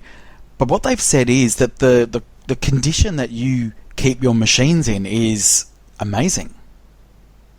Well, it's funny because a lot of people say that, but I think I do it. I think I'm pretty clever. In my collections, I have all the very good machines are on the end, so everyone can see them on the end of the rows, and they look really good. And all the Millionaires and all the dungy ones are in the middle. So my machines probably aren't as good. I do like to keep them playing very well, even if some of them aren't, not all of them are mint condition, but I do like to try and keep them. One thing, out of all those 125 machines I own, at the moment 120 of them are up and working. There's only 5 that are in the restore queue. So, like we were saying earlier on, they're not all stacked up in some warehouse or something. They're actually all up and playing, and they're all playing at sort of, if they're not 100%, they're pretty damn close to it. So, yeah, when you come over, and obviously Pincade's not all about my place either. We've got, we haven't exactly sorted out the schedule yet, but there's a couple of other collectors in Auckland that have got 30 and 40 games each, and we're going to have on Saturday night we traditionally go to Yee's house, who's out in the West Auckland sort of area. He has about 20 pins at his house, and he's going to have a fun sort of pin golf competition on the Saturday night, which will just be a fun competition, not for points. And Pincade's not all about competitions, it's all about normally we get 30 to 40 Aussies coming across, normally a few people to come down from America, few people come down from Europe, and obviously about 60 Kiwis, and it's all about just getting together, having a few beers, having a hell of a lot of barbecue food, and quite a few pizzas, and a hell of a lot of beer, and playing a lot of pinball. So generally most people that come to Pincade come back. I know one of the Aussies has been to, I think he's been to 9 of the 10 Pincades so far. Okay. So, well, that's awesome. Very, very few people don't come back, put it that way. And so where can people find information about it, or if the people want to say that they want to come along, how do they let you know? The best way to go really is to either go, if you're on Aussie Arcade, you can go into the Yee keeps a thread going in Aussie Arcade under the, I think it's called Meats and Everything Good or something like that, subject header, and on Pinside, if you search for Pincade, I do the Pinside thread for it. So if you search Kiwi Pincade or any of my threads, RotorDave's threads on Pinside, then my Pincade thread will come up, and you can just either post in the thread or drop me a PM. I know there's a few guys supposed to be coming down from America this year, but I know some of the guys from the Pinball podcast want to come down, but we'll see whether they end up coming down or not. It's there's a long way to come from the other side of the world, so we'll see what happens on the 8th of March. And so I know we sort of asked you before about what's your favourite machine, and you sort of say it changes. Do you have like a favourite System 11 game? I think F14 Tomcat is one of the best pinball machines ever made. Yeah, I think great. it is, and though it's a pin that it was almost a generic pin because there's so many of them around, and lots of people have owned them. It's a pin that I've owned since 1992-ish, and I don't know how long that is now, 30 years or something nearly, and it's every time I play it, it's when those flashing lights and that go on the top, it's pretty awesome. Elvira's cool. Radical's very cool. I do like Radical. You don't see a lot of those around because there was only, I think, 1,300 of them made. And another game which is very rare, which you don't see very often, but it's very cool, System 11, is Transporter the Rescue. So there was only ever 850 of those made, and there's a couple of them floating around in New Zealand, and that's a very, very cool game. I've had that in the last 2 System 11 World Champs. One thing we've done with the System 11 games is one of the downfalls of System 11s for competition is the unbalanced jackpots. So we've got custom ROMs in all the competition games, so you can't one guy doesn't get 4 million jackpot and then the next guy only gets 500,000.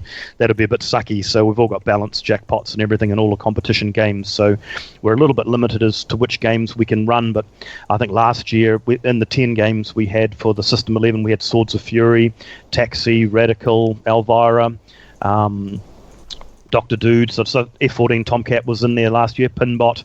So most of the classic games we get in there with the balanced ROMs in them, and it's good fun for all.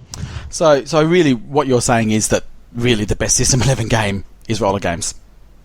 Roller game. That's kind of what I'm hearing. If I can read between the lines there, you're saying that your favourite System 11 is my favourite System 11, which is roller games.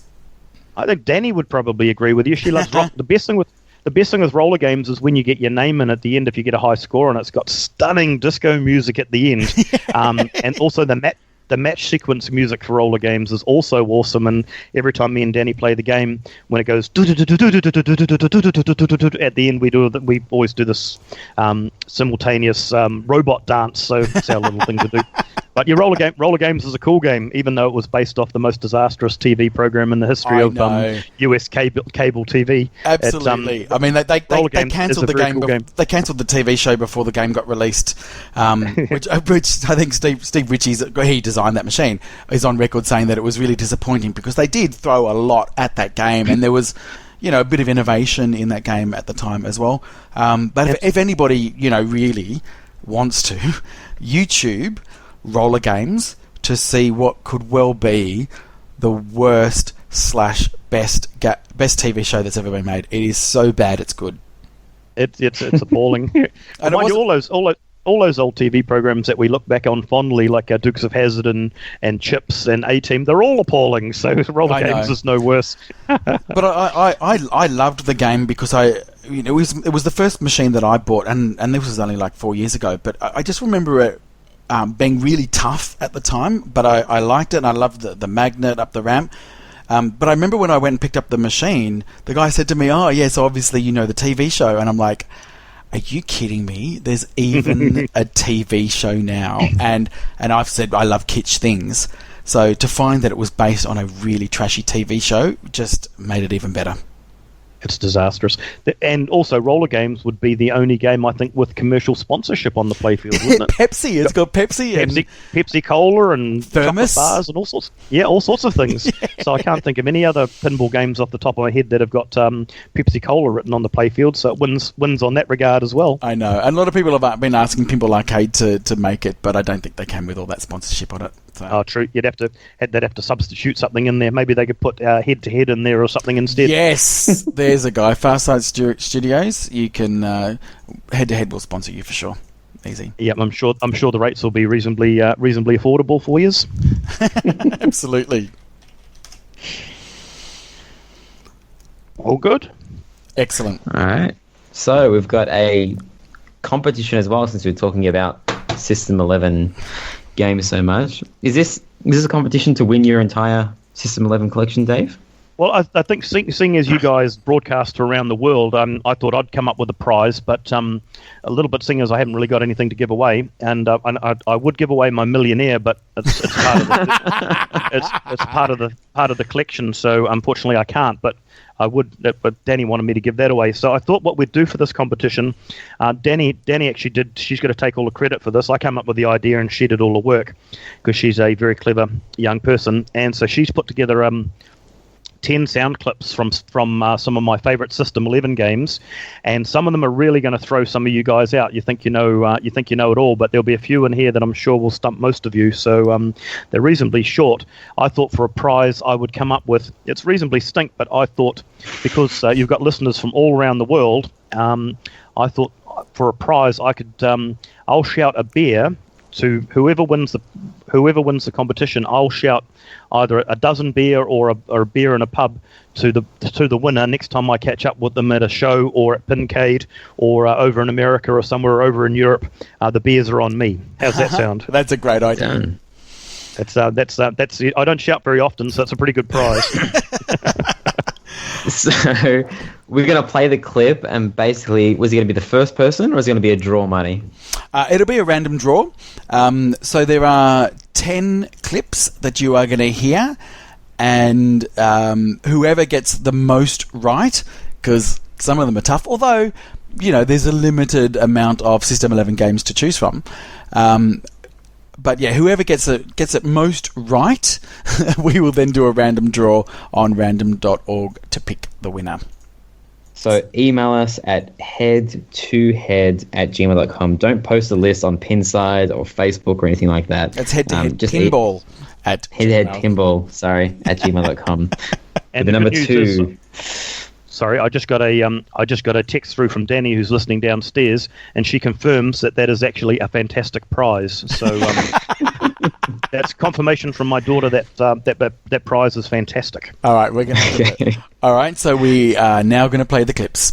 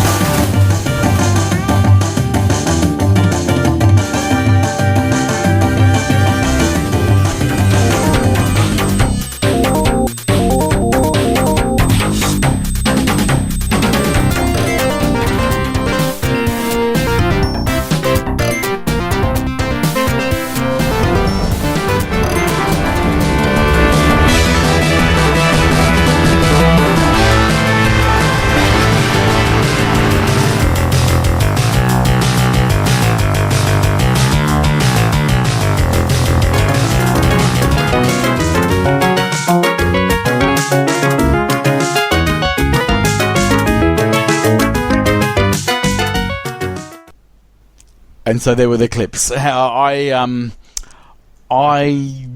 reckon I can probably identify maybe 5 off the top of my head. I'd probably have to do a bit more research to work out the rest.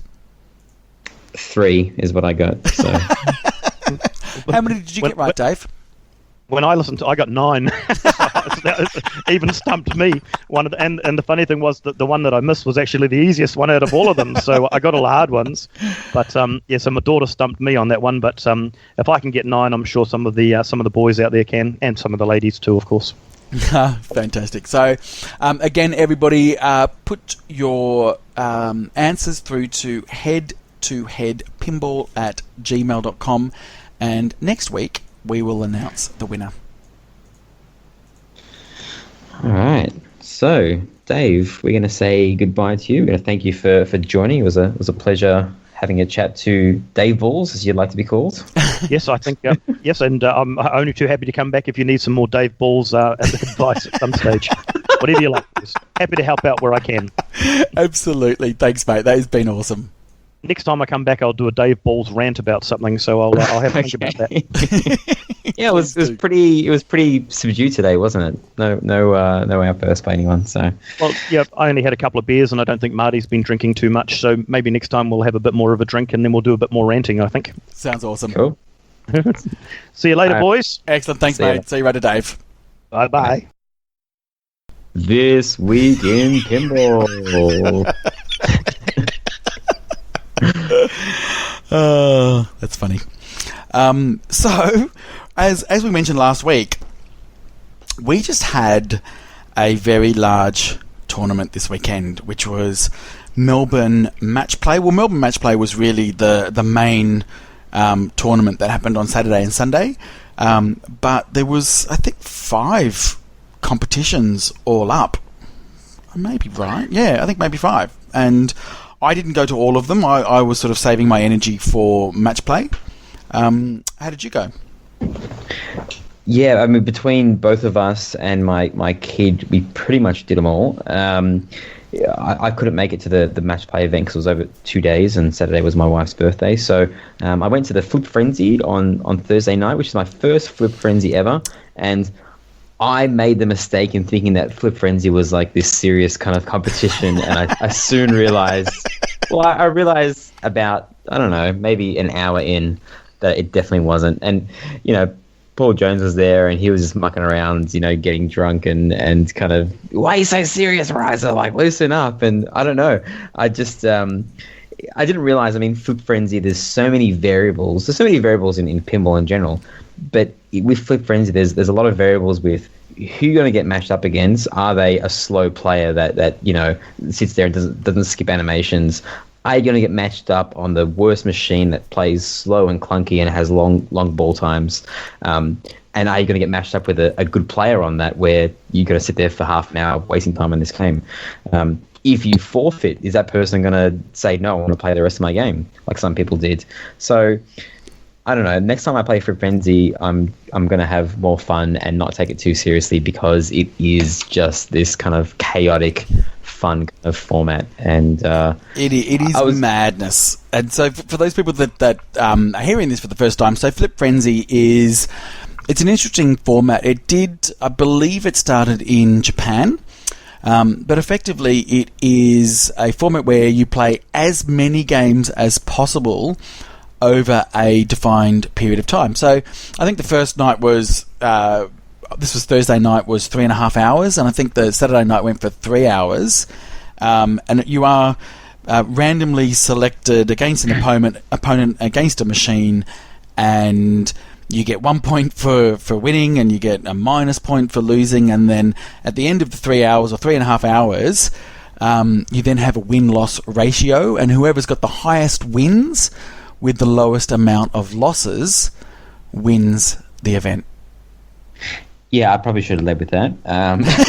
Yeah, I was playing really well at this. I think I won like my first 5 games. Like, oh my gosh, I got a chance. And then I just got stuck on like Gilligan's Island, and I forfeited one of the matches after the first ball. But then like 4 of the machines went down, so there was like a 10-minute wait for the next game, and it wasn't to be. And Marcus was leading almost the entire time, and I was just cheering him on.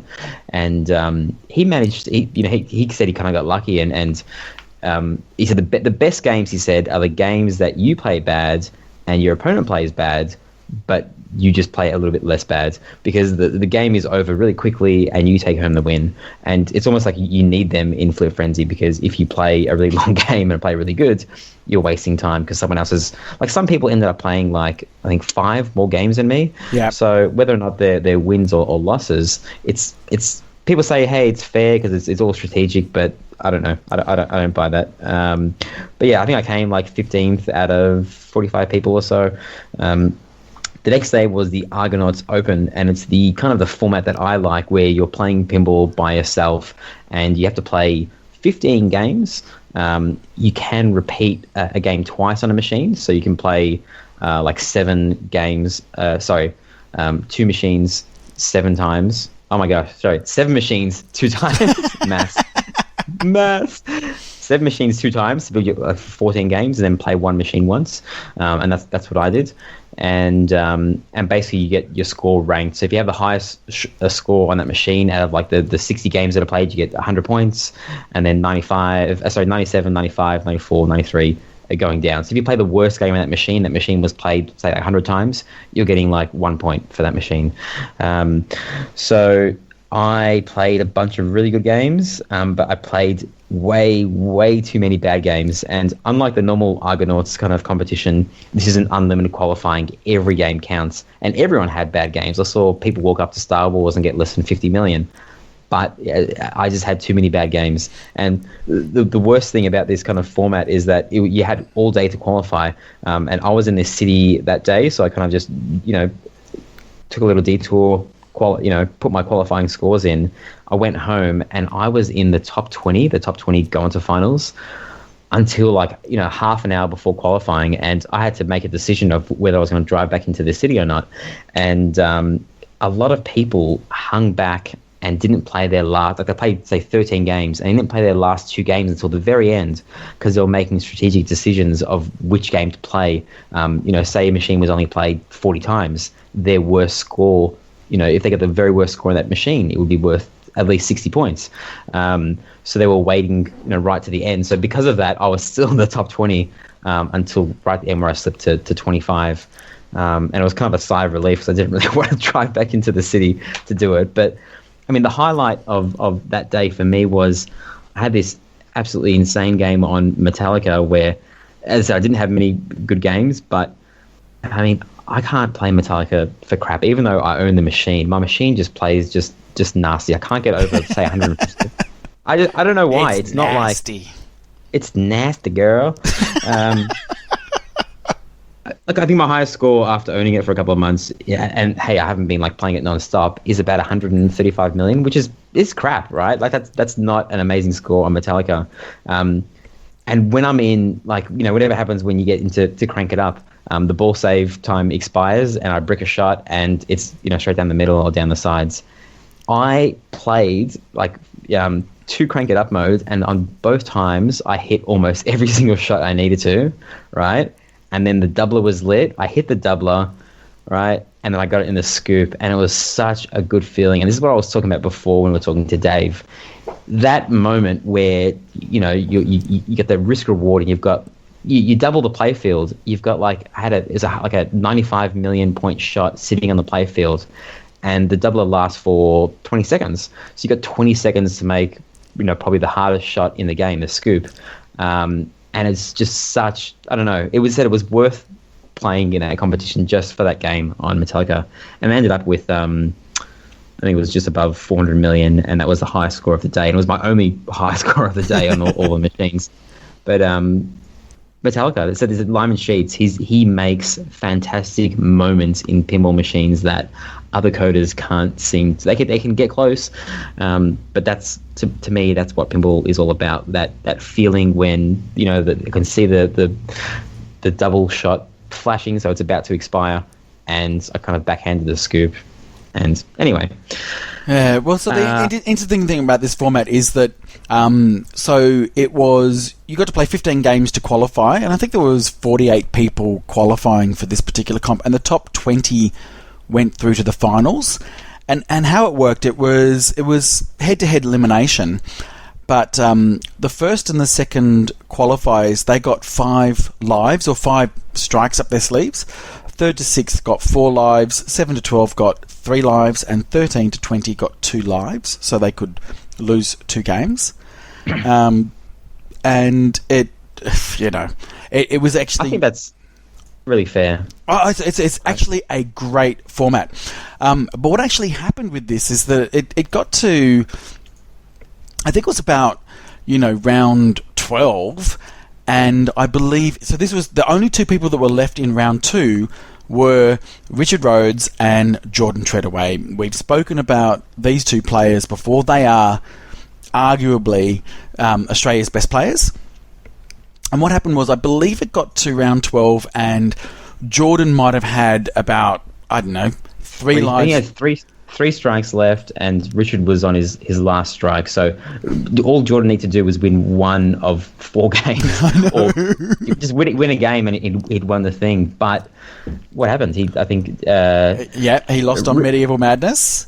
Yeah, and then Jordan. I think Richard chose Metallica. Yep, beat Jordan on Metallica. And then what happened is Jordan had the choice. So what does he do? He chooses Metallica again, right? Something like that. I mean, it was just funny because he chose the game that he just got beaten on, to redeem himself. Medieval Madness, yeah. And he lost again. So it was down to the final game on Walking Dead. It was Metallica. Walking Dead? No? Yep. Okay. All right. I'm looking at the live scores right now. I was at home.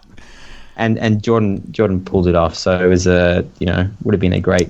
He had no lives left, so Richard wore him down, but then right at the end, Jordan won, which was, again, it was either going to be one of those 2 players who are, as I said, arguably best players in Australia. So, and from what I've heard, all accounts, I wasn't there for it, but everyone just said it was one of the best tournaments to watch. Right to the very end, these 2 giants of the pinball competitive scene just playing it out right to the end, and they were putting up massive scores on these games. So I wish I'd been there. Yeah, I think he got 300 million or so on Walking Dead on the last game. So, so he won that one on Flip Frenzy. Sorry, I didn't mention it. A guy called Will Gill won. It was a playoff game against Jeff. Melbourne-based Jeff, and unfortunately was on AC/DC, and Jeff admitted that he hates AC/DC because he knows absolutely nothing about it. It was a bit of a Achilles heel there. Something that I didn't realize, and I'm sure a lot of people know this, but I've been playing in the Argonauts pinball comp, and you put up scores and people ask you to cycle through. If you double tap a stern, double tap after the game's finished, the flipper buttons, it'll show you your score and it'll sit there for 20, 30 seconds. Yeah. Why has no one ever, someone told me this from Interstate, and then I was just showing everyone. Why do people not propagate this information? It's so handy when you're double click. I know. Instead of cycling through, cycling back. And I don't remember the exact history of it, but I think it came out of the tournament scene. Someone actually made the suggestion, could you add this feature where you hit both flippers at the same time at the end of the game and it displays the scores? Because there's nothing worse. One of the games that just frustrates the hell out of me is Creature for the Black Lagoon. If you don't get those scores straight away, you've got to wait for everything to cycle through to be able to get those scores again. And even when they cycle through, they're not on there long enough. So most of the time, you have to just get your camera ready and take a snapshot of it. Yep, I took my camera out and I've taken photos of all the scores, but because this is a more serious competition, the scorekeeper had to verify the scores as well, just in case I took a photo of someone else's game where they blew up Star Wars and got 10 billion and I'm, but no cheating there. But I had fun. I had more fun. I know this was the last event, but I'll just cut to it now. On Sunday, while the finals were playing, and they had the Greg Berry Cup, which is named after the late Greg Berry, who was a very important guy in the Melbourne pinball scene. It was a kids competition, and there were 16 kids, and most of them were obviously competition players. Brought their little ones along. There was an under 16s comp, and I brought my little kids, my 6-year-old V, to there, and I was a bit nervous. I didn't want to kind of get a negative opinion on pinball based off the comp, but I thought how I'm pretty sure there's going to be a positive experience. There's going to be kids there, they're going to be playing pinball, as I said last week, everyone gets a trophy, no matter how they come. But she did really well. She loved it. She loved being there with all the kids. They got to play 4 games qualifying, and I think she came 8th out of 16, which was pretty good. And she was absolutely stoked. She got a medal. She wore that medal. She wore it the entire day. And this is the cool thing, right? She's taking it to school tomorrow for show and tell. So she's going to be telling all these little kids at a school about pinball, right? Right. And that's the thing. It's no longer this weird thing that Daddy does, right? It's, there are other kids there and they're all having fun. I'm sorry, mate. It is weird. Still a weird thing that Daddy does. Okay. Well, that comp was won by Zach, who also was in the final 4, believe it or not, in the Melbourne match play. So this kid is under 16 years old, and kind of like Jordan won it, I think last year and the previous year. He won against Emily Cosson, John Cosson's daughter. Yeah, and I watched that game, and it was, oh man, I mean these we say kids and they're under 16, but some of them have been playing for quite a while. And I remember the qualifying game between Zach Foster and Nathan Treadaway, Jordan's younger brother, and they were on Medieval Madness. And it must be said, this Medieval Madness was set up ridiculously steep, like really steep, really fast. It's the Medieval Madness remake, so it was very fast. And, on his last ball, Nathan ended up on 65 million, and that was for that machine. Oh my gosh! That's probably the highest score in the Argonauts qualifying thing. Right, it was a massive score. So then Zach came up on the last ball, and he wasn't doing much. He was on let's say 10 mil, and then he managed to get all the he managed to start Royal Madness, and finished Royal Madness, and then let the ball drain at 75 million. Gosh. So this is how good these players are. Yeah, some of these scores would have fared very well in the normal comp, and I can't remember her name, but there was a girl who was playing Metallica, and she qualified 5th, so she didn't make the finals, and she was playing from Who the Bell Tolls in Metallica, and she was finished with and it wasn't an easy Metallica either. She finished on around 60 million. So these kids can play, and it's the future of pinball, and I couldn't be happier watching my kids not only play pinball, but just she had fun, and she had a big smile on her face, and I can't wait to take it to the next comp. I mean, I'm pretty sure it's probably going to be the same event next year, because there really aren't many kids comps around, but it's all good, man. It's all pinball. It's all good. Kids are enjoying it. Yeah, look, and as I said, to see these inverted commas kids play so well bodes well for the future of competitive pinball. And what I hope is, like your daughter V that goes to school and tells everybody about pinball, hopefully the other kids will say, I want to get into that too.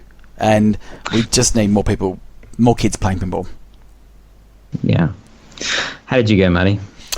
So, Melbourne Match Play. So I sort of talked about it before. I decided to have a bit of a different angle this, because it was a very loud venue, and it's a very social venue, and you can hear a lot of things going on. So this was my first tournament where I actively said I am going to listen to music, and so I did. And as a result, on the Saturday, I was on fire. But there was 7 rounds of qualifying, so we were in groups of 4. It was match play, and we played 2 games each round. And by the 5th round, I was in the lead. I was qualifying first, and I had a bit of a gap. Underneath me was Jordan and Richard Rhodes. And I was like, you know what? I'm comfortable. I'm okay where I am. I don't necessarily need to finish first, but there were 3 banks of machines of about 5 or 6 machines each, and whoever qualified first got to remove a bank from the final day. So that was actually quite an incentive to come first, but I wasn't too fussed about that. The top 4 players got to choose all 4 machines in the first round of the finals, and for me, I'm not good at that. If I have to choose a machine, there's too much pressure on me, and I usually come last. So I ended up qualifying 5th, which I was really happy about. I thought, you know what, I'm out of the top 4, the pressure's off, I can just see what comes to me. So Sunday when I arrived for the finals, It turns out there was a calculation error after they went through the scores again, and it turned out I qualified fourth. So I was kind of really disappointed that I now had to choose machines. But I got to tell you this. There was this one machine which I have historically bagged the crap out of. I have just never understood this machine. But for some reason in qualifying I did really well. This is CSI by Stern. Have you played it? Yes, I did play it on the weekend. What do you think? God damn it. Well, it might be in need of a flipper rebuild because I watched a quick, I don't think there's any tutorials on it, so I watched like some old Pupper video and I just watched 10 minutes of it to kind of get the gist of what players were shooting for, and people didn't seem to have an issue hitting the ramp and going for skull multi-ball. On this pinball machine, you really needed to hit that shot perfectly because if you kind of rattle that shot at all, it was rejecting. I'm not sure if you had issues with it, but no, I mean, I nailed that ramp consistently, and every other time I've played it, I have never been able to get that ramp. It's very early on the left flipper, which is a bit unusual. It's earlier than. That's the thing. People talk about, like, on a Steve Ritchie game, where the ramps are. It took me a long time to figure out where that shot was on the flipper because I don't think there's any other pinball machine where the ramp is in that position because it's a lot earlier where you're kind of like just grazing that centrifuge shot. But it's not a horrible game, but I wouldn't own it. But I guess I kind of enjoyed playing it, even though I played horribly on it because I'd never played on it before. Yeah, so it gets a bit of a bad rap. I think it came out in 2008 or something, and it's a Pat Lawler machine. And get this, let me tell you who does the software. You ready? Everyone. Lonnie D. Ropp, Lyman Sheets, Keith Johnson, and Mike Kizavat. I don't know who Mike is, but you've got Lonnie, Lyman, and Keith right there working on the software. So it's an interesting game. It's got a bit of an odd, awkward sort of layout. It's all about stacking multi-ball. If you can stack skull multi-ball with centrifuge multi-ball, or if you can stack microscope multi-ball with any of those other multi-balls, and if you continue to light the CSI lanes and then get into the scoop on the left, the bonus is worth a hell of a lot. And in one of the games where I think I got about, maybe 23 million, there was another person that was playing whom had this ball, and the problem with this game is it's a bit of a long player as well, but this ball went for 15 minutes. I kid you not, 15 minutes, and the bonus would have been worth 10 million points easily, and he tilted the ball. Oh, no. And so ended up on 12 million. And so had he actually kept it, would have been very likely to have beaten my score. So I was lucky. And it was my go-to game. It was this real surprise game where I was just absolutely nailing it. So of course, I'm going to choose... Can I say something quickly? Sorry, just to cut in. Just a quick story. When I play pinball, I kind of dance around, right? I saw someone on the weekend that dances around really similar to what I feel like I dance around. And it was on CSI where I saw this person playing, and that person is Naomi. Hello, Naomi. Oh, I love Naomi. Hi, Naomi. She does this thing that I do, and I've never seen anyone else do it, where when you bowl, like you're doing 10-pin bowling, and you kind of you flick your right leg to the side. Yeah. I don't know why I do it, and I don't know why she does it. Maybe she can write in. It's just this weird thing. One thing that I saw her do that I've never seen anyone do is this stomping thing where she stomps the floor. I'm not sure if it's to get rid of her energy and not tilt the machine. It's like the Naomi stomp. So please write in, Naomi, and let us know a bit more about your dancing skills. Anyway, continue on, Muddy. I will. So anyway, I managed to get through the quarterfinals into the semi-finals, and that was where it all just stopped for me. I didn't have a great semi-finals, but I got to tell you, when we were in the last round, and I had to come first, and one of the other players had to come last for me to be able to then force a tiebreaker to be able to get into the finals. And so I was on the last game, and the last game was Indiana Jones, the Pinball Adventure, which I just don't like the game at all. I've said it many times, but this particular one, it's Jeff's machine. Hi, Jeff. It is so freaking hard to play. It is really hard. So I was really Why is it so hard? I don't know. Everyone said the same thing. It just plays different than every other. It just plays different. It's very unforgiving. But I was really psyched. I was like, you know what? Oh, I'm going to do this. I'm going to come first. This other person's going to come last. I'm going to do this. And I plunged the ball. I'm starting to play. I remember I've got my headphones in my ears, and I'm hearing this great music playing. And then all of a sudden, the music dies, and my partner starts calling me in the middle of this ball. Oh no! Oh my god! Because I've got an iPhone. I've got it on Do Not Disturb, except for the 5 people that are on my contact list. They can call me. And I trapped the ball. I swear, I trapped the ball. I looked at my phone, so was my partner, and I showed everybody, and I went, "Can you believe this fucker is calling me, knowing that I'm in the middle of a final?" And and then I was so angry. That I just lost all focus and just absolutely tanked the game, and I was out. So did the person come like close to last anyway? Like, or did he finish first? That's not important. Yeah, no, they did. They came first. So there was absolutely no way I was going to go to the finals. But I just remember at that time being so angry that somebody knows that these tournaments are really important to me would call me. Anyway, that's what happened. So anyway, mate, it's your fault for having music. That was the final, so there was no other background music. You should have become one with a pinball machine. No, I know, and I should have listened to Jordan straight away. He said to me, "Put yourself on flight mode." That then cuts everything out, and that's what I should have done. Anyway, so it's my own fault. But I was really happy. I ended up coming 6th in the competition, which was fine. It then got to the finals, and it was... I couldn't stay around because I had to go home and stream, but it came down to the Giants as well. So we had Stu Thornton, Zach Foster, Richard Rhodes, and Jordan Treadaway. And do you remember who I said last week would win? J-Tread. Jordan Treadaway has won again. So that first rating that he currently has on IFPA, I think it's pretty much secured. Yeah. No, he won. I think he played in 2 of the competitions on the weekend, and he won both of them. Yep. And there's some very good players there. I mean, there's Paul Jones was there, and Brett Goodwin. They're ranked, first and second in Australia, I believe. Using I don't know. There's so many different ranking systems. I know. There's so many weird things. I mean, the guy came up to me on the weekend. He's like, "Are you going to go to the ACS thing?" I'm like, "What's ACS?" He's like, "Oh, well, the top 32 players get invited." And I'm like, "Oh, well, how do they choose? How do they choose the people?" It's like, "Well, it's how many points you have within a certain period."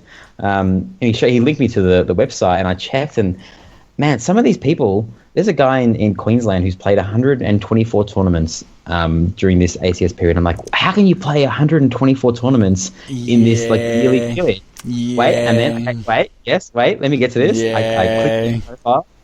There is someone who organizes tournaments where instead of it being one tournament for the whole day, say he has 10 pinball machines, it's a tournament on each pinball machine. Yeah. Oh, this is the Fishtails Cup. This is the Junkyard Cup. Yeah. And I'm like, so they get more points. And I was like, well, is this really like a true ranking system then? Like, isn't this kind of, can't people exploit this to, I don't know.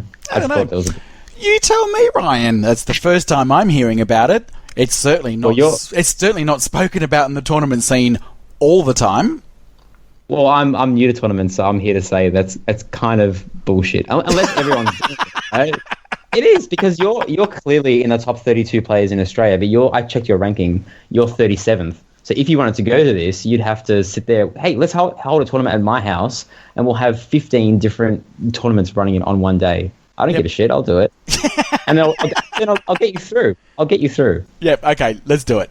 Yeah, it's one of those things. Look, it's one of those things where every year, Josh and Zach Sharp, who they obviously manage IFPA, they have to constantly look at how people are running tournaments to see whether there are certain, let's call it an exploit that allows people to get more points than other comps. And so, it's all fair. Like, they're actually working within the rules. If it's allowed within the rules, yeah, sure. Absolutely. It's not cheating. No, it's absolutely not. It is within the rules, but this is why every year IFPA comes out and makes changes to the rules. And sometimes it makes people happy, sometimes it doesn't. But you got to understand, I mean, they're managing thousands upon thousands of tournaments each year, and they're in America, so a lot of these tournaments happen all around the world. So it's really hard for them to govern how these machines are run, how these tournaments are run, and whether they are equitable. So anyway, I'd be happy to get into the finals. I did last year and performed terribly, but 2017 for me has been a bit of a quieter year as far as tournaments go. All right. Well, if you want to get there, let me know. I'll set up a tournament at my house. 15 different tournaments on one day, and you can get all the points. And just 2 players, Deal? you and me. Yep, done. Well, the more players, anyway. Anyway, one last thing about the weekend from me is that my little kids saw a bunch of pinballs that she'd never seen before, and I wanted to show her Austin Powers because it's kind of psychedelic rainbow thing, and she's into rainbows. Right next to Austin Powers was WWE. Yeah. And I'm like, oh, what do you think of this game? And she's like, Daddy, why are there so many naked men on this pinball machine? And I'm like, well, they're not naked. And she's like, well, because they cut them off at the torso, so they really look naked. To her, it was a naked men pinball machine. And I was like, wow. I'd actually never thought of it that way. Well, if you think about it, and sorry to offend those people that are into wrestling, but it really is semi-naked men oiled up wrestling and groping each other. If I can just summarize wrestling, there it is. You want to wrestle? All right. Any closing comments? Did you have fun, Marty? That's the main thing. I actually had a lot of fun.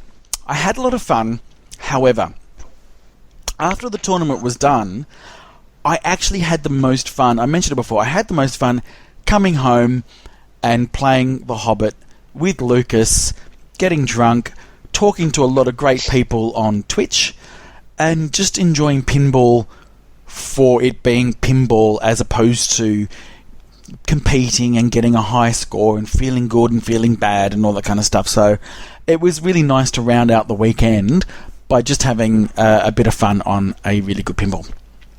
Yeah, the most fun I had, as I said, was playing that one game of Metallica where I played good, but also when I brought my kid there and I was kind of, while we were waiting 2 hours for all the other games to be finished, just chatting to people and having a good time. And I wish I kind of did that on the other 2 days and just had more fun versus let's try and get into the finals and stress myself out. And that's not that's nothing to do with competitive pinball. It's to do with me and, my psychology of trying to, get out of that kind of headspace where pinball has to be this serious thing where, you can't have fun unless you perform. And I had a couple of chats to people on the weekend about that, about, them kind of being a bit fatigued from pinball and how do you enjoy it. And, Dr. John gave me some good tips that he learned from Bowen Kieran's about how to get in that zone. And, maybe you have Bowen or Dr. John on in the future to run through them. Yeah, well, we both did get to meet Dr. John, so it was really good to see him after all this time. Yeah, so shall we head to the mailbag? We shall head to the mailbag. We've got a lot of mail, so if anybody's not really interested in the email and the messages that we get, you can stop listening now. We would understand. It's a very long episode. I can tell you now, right now, even before I edit, this is going to be a long episode. So let's get straight to the mailbag. You go first, Ryan. All right, a quick one. We got an email from Andy Boot. We were talking about Guardians of the Galaxy having that poo mustard kind of WWE leftover armor, and I said it would look really cool if it's in that kind of Metallica universe purpley kind of color. And he said that is called Candy Purple. So the Candy Purple, if you want to go get your stuff, powder coated, that's what you ask the guy for. But I think someone already, I saw on the Pinside thread, someone has already kind of made some weird one that changes from blue to purple depending on which angle you look at it, and it's charging $300 for the full kit: lockdown bar, side rails, legs, hinges. So it's going to be weird because the alley is going to look like the most non-alley one out of them all. I think people with premiums are going to make their machines look better than the alleys. Here's a side note for you. You ready? I was in a meeting today at my work. I'm not going to tell you what it is, but we were discussing our new brand guidelines that were coming out, and they were talking about using too many colours in a presentation. She said, what do you call it? And I said, clown vomit. And so now our company is now using clown vomit as the term to use when you use too many bad colours. I just thought I'd do Thank you to Christopher Franchi. He actually messaged in. We haven't got this in the notes, but he actually messaged in and said that he'll vomit on me if he if I want his vomit, he will vomit on me. He'll be at TPF. It's going to happen. He's going to vomit colours all over me. What I really like, and you did share that message with me, is that we talked about the side art of Gunners of the Galaxy being clown vomit, and I just love that he has got a really good sense of humour. So thank you, Chris, for listening, and we love your stuff. Just letting you know. Okay, so next email. I'm going to do this one. I'm going to do this one as well because it's short. I'm claiming it. I'm shotgun. This one's from Ben. He said, "Hey guys, love the podcast. Wondering if you could discuss 2 or 3 pins. We discuss which 2 or 3 pin lineup would be best to develop skills and tournament ability. If you could only fit 2 or 3 pins in your collection, which ones would you put?" My answer quickly would be one of either AC/DC or Metallica, because they give you a good sense of the whole risk-reward thing. How greedy do you want to be before you cash something in? And the second pinball machine, there aren't really long players in tournaments, so they're like no Keith Johnson pins. Maybe like a solid state, like some good, I don't know what a good solid state in. You can answer that. But 8-Ball Deluxe, Firepower, anything of that area would be good. Well, not in Australia. I mean, it was a bit disappointing there were no solid state pinball machines in the tournament on the weekend. But I know in the US, I'm not sure where Ben is from, but in the US, the older games are at almost every tournament. There's a good mix. So I think you have to have one of those old ones to get a good grip on how to play the older machines. Because there are some people that are amazing at the new games, but horrible at the old ones, right? Yeah, absolutely. I would say if you're starting up a new lineup, I would say things like, go for a Centaur from the solid state era, an Addams Family from the Bally Williams era, and a Metallica. But those 3 machines I'm talking about are going to cost you a bit of money. So we might need to give this some thought and later come back and talk about, if you were going to get 3 pins on a budget, what would they look like that would still help you hone your skills, but they might be themes that people don't like Sopranos, for example, which is a fantastic stern to learn on, and it's not too expensive. Is it really a fantastic stern to learn on? I think so. I think if you're going to learn, particularly the one that I'm obviously still playing your one, which is very fast and actually has a really good solid layout. It's effectively a reversed Monster Bash. It's a good one to learn good skills on. Is it? I don't know. I'm thinking about it. No. Why you're saying all this stuff? Well, why you're saying all this stuff? I'm just thinking about Metallica. It is literally almost the perfect pin to learn on because you have so many different ways you can achieve, even though it's doing the same 4 things over and over again. If you're chasing someone in a tournament, say you need like 10 million points or something, there's different ways. Do you go for ramps? You can do, Lady Justice. Do you go into fuel? Start one of the multi-balls? There's so many different ways to do it. It's not like, okay, I have to start multi-ball because there's nothing else going on in this game. No, I understand. But what I said was if you had to pick 3 machines on a budget, I'd go Metallica. Sopranos doesn't cost that much less than Metallica in Australia. Sopranos will cost you, at the cheapest you can get one right now is probably like $5,000 for a beta.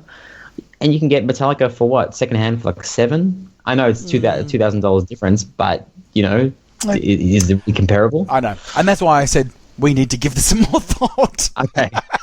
Moving on to David Cole. Okay, so David, this is a long one, so I'll go through it quickly. He says, "G'day, Marty and Ryan." Ryan C. He didn't say that, I'm sad at that. Just wanted to shoot you an email, let you know I love your podcast. Look forward to hearing it every Monday.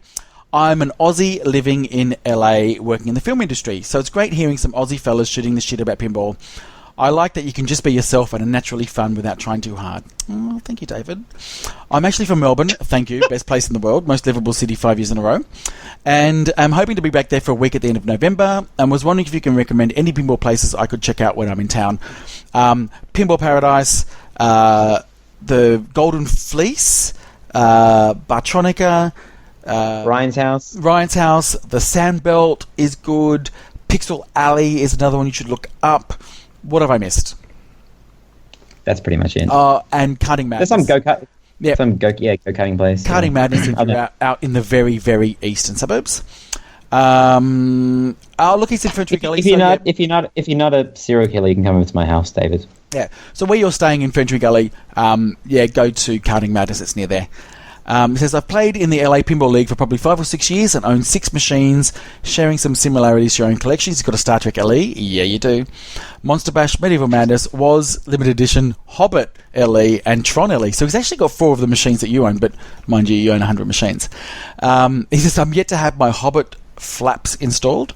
So if you haven't done it yet, any chance you could stream the video when you install it? I don't know. Well, Ryan's got to come over and install my flaps, so maybe I'll film him doing it. But going back really to the question, we'll upload it on Pornhub. We will. He says, I spoke to Jody Dankberg from Stern at Comic-Con this year in San Diego about the advertised 2-way scoop on the Premium and LE Star Trek, and he said he didn't know that it doesn't do 2-way, and sent him a note and he'd see if they could do something about it. I did, and hasn't had a response back. That was the conversation ender. Yeah, email me. I'll check it out. Yeah, basically saying I'm never going to talk about it. Anyway, after hearing your interview with Time Bandit, I was thinking that this may be something that you might actually be able to do. Build a small intercept circuit that when the scoop shield gets a signal to engage, it actually randomizes whether it executes or not, meaning some balls will be shot up with the VUK on the rail, and others will return back to the flipper. What do you think? Thought you might have a good in with Time Bandit to get this done, and because you both owned a Star Trek LE, it might be worth pursuing. Congrats on a great show. Thanks, Dave. Do you know what, Dave? As much as I love the fact that would be randomised, I love the fact that it goes to the vertical up kicker, back to the flipper. I love that. And Me too. Yes. I laugh at all the peasant pros that get that nasty feedback to the flipper. It probably makes them a better pinball player, but there's hardly any difference between the pro and the LE. You're almost playing the exact machine, except for the whole fanfare and the laser and the shooting side rails. But if that was kind of like put in the LE, then like I would just buy a pro. it would take that special thing away from me. So I wouldn't pursue it. But hey, Michael, if you're listening, can it be done? Give it a go. I like the fact that it makes the game a little bit easier. Anyway, so the next email. Would you like to read this one out? Geez. Okay. Andrew Clark. Hey, guys. I've been enjoying your podcast the last couple of weeks, having a long road trip, 9 hours each way. Oh, my gosh. That's a long road trip. Gave me a chance to catch up with a few episodes in the back catalogue. 9 hours of driving means I can listen to, 2 episodes? Lol. Yeah. You're funny. Our things I can tell you after this episode. This might be our longest one. But hey, this is okay because we have a reason to have a long pass. Like, when it's just me and you, there's no excuse. But when there's a third person, you got to let it talk, right? It should be triple the size. Go.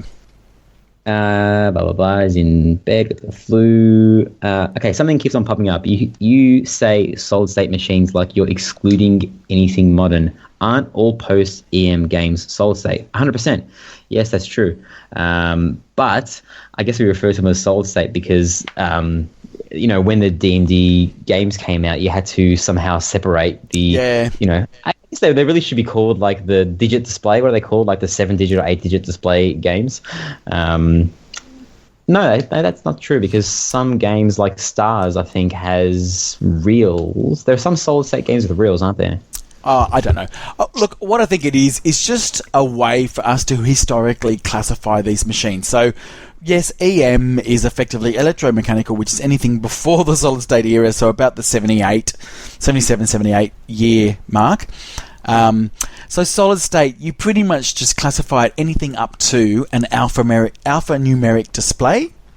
And then you go the DMD era, and then you go the modern Stern era. And so, yes, it probably logically doesn't make sense, but it's just a way for us to be able to classify it. So when I say to you, oh, you know it's a solid state, really we're talking about the years 1978 till about 86, 87. I can't work that out. So it's just a way of DMD games. Yeah. When did they start? 90? Yeah, there you go. 90, yeah. maybe? Yep. Yeah, so alphanumeric probably started about 86. Well, when was what was it, Black Knight 2000, whenever that came out, that was alphanumeric. So it's just a way for us to be able to refer to an era of machine. And also, don't forget, back then there was a lot more machines being made. So even though it might be like a 5 or 6 year period, there was a lot of machines that were made in that era. No, sorry. Solid state also includes numeric only displays. Yeah, it does. Did you know? Yeah. So they made them for more than 6 years. Yeah, that's what I know. But what I'm saying is, like, it could have been 10 years, but in that particular period of time, there was a lot of machines that came out. So it's just easy for us to say solid state, meaning machines before alphanumeric. No, it also includes alphanumeric. No, it doesn't. You sure? Yeah, well, you could say solid state includes alphanumeric, but I sort of distinguish solid state, alphanumeric. So like roller games, for example, is alphanumeric. That's a solid state. That's a solid state, right? Right. Well, see, I would say alphanumeric. But anyway. Okay, well, so someone can email us in and correct us, because I always thought that solid state is anything that isn't like, anything that isn't a DMD, and going back all the way to before they had like the EMs with like the relays running everything. Anything that uses a circuit board to run something. Yeah, I understand. Anyway. So all I'm saying is that, from the time that solid state started, which we say like, 77, 78, all the way up to DMD, that's a very long period of time with a lot of machines that came out. So if you can then sort of further classify alphanumeric, you're then sort of splitting that up a little bit. All right. He also had a question on strategy. In episode 11, Marty mentioned that Daniel Lex picked The Walking Dead because you had a shocking game in qualifying. During qualifying, does anyone ever deliberately sandbag a machine they are good on so their opponent picks it in the finals? PS is $3,500 for a space station with lifting center inserts, a busted pumper, new display, all included, but had a battery leak all over it. Is it a dreaming price? I don't even know what a space station is, Marty, so you can answer that question. Yeah, I do, and a lot of people like space sounds station. Sounds like a lot of money, though. So Ryan, it is an alphanumeric machine. Okay. Because if I'd said solid state, you might have thought it was, like 70s, early 80s, but they're all in the same thing to me. They're all in the same category as me. One thing that's really notable about Space Station is it doesn't have in-lanes. It's really strange, so it actually makes it really difficult to trap a ball. So drop catching is key on that machine. I think $3,500 is definitely dreaming if it's got lifted inserts, a busted pop bumper, new displays, or blah, blah, blah, and a few other bits and bobs wrong with it. Yeah, it's an acquired taste space station. It actually came out, I believe it came out just a little bit after Space Shuttle, which I think is the more superior machine. And the quick question on, do people deliberately sandbag so that people think they're horrible on a machine?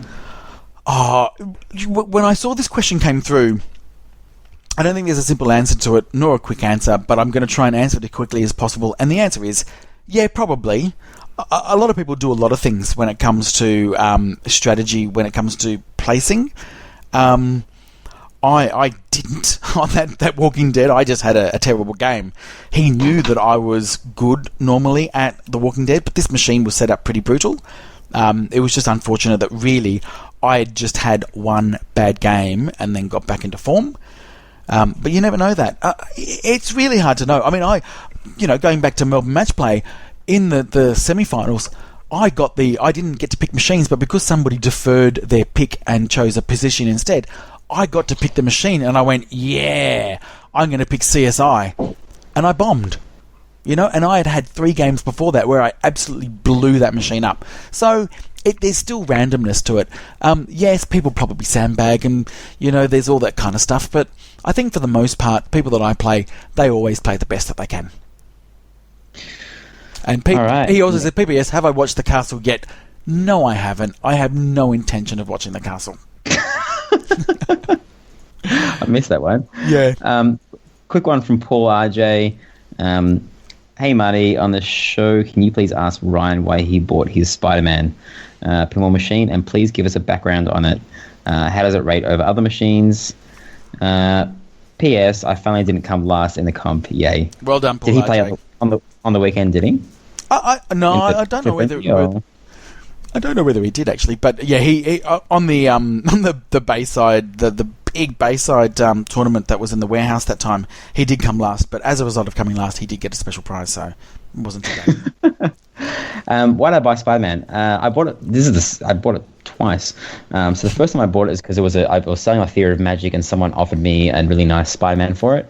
It didn't last because I was cycling through so many machines at that time. The second time I bought it because I thought I had kind of unfinished business with it, and one came up fairly cheap. It didn't last again because I was siding machines at that time, and they kind of asked for another machine, and Spider-Man I think would be a really good earner. It has an almost identical layout to Star Trek, and it does play pretty differently, but it plays very different, and people warn me about that. You can't have Star Trek and Spider-Man in the same collection if you have 10 pinball machines. I would always, if I was going to play one or the other, I would always seem to gravitate towards Star Trek because I don't know, I like the rules more. I know there's a hidden layer in Spider-Man that a lot of people don't know about. And I opened up a thread in Aussie Arcade, and I asked people, I said, why can't I get into Spider-Man? And some people said, well, instead of doing what you normally do and going for multiple straight away, maybe you do that in tournaments, but really concentrate on hitting your white spiders and start a mode before you get into a multi-ball, and you'll have more fun that way because, as you know, once you start multi-ball, and hey, you can get into multiple fairly easy on that game, like two backhand shots to Doc-Ock, you're locked out of starting a mode. So it just feels like you're kind of just doing multiple over and over again. I do want it back in my house one day when I pull it off the route, but yeah, it is a good machine. If you had a one machine collection, Spider-Man is definitely one to go for, I think. Yeah, I kind of agree with you. Again, we're talking Star Trek, but it does have a similar layout. Doesn't feel the same.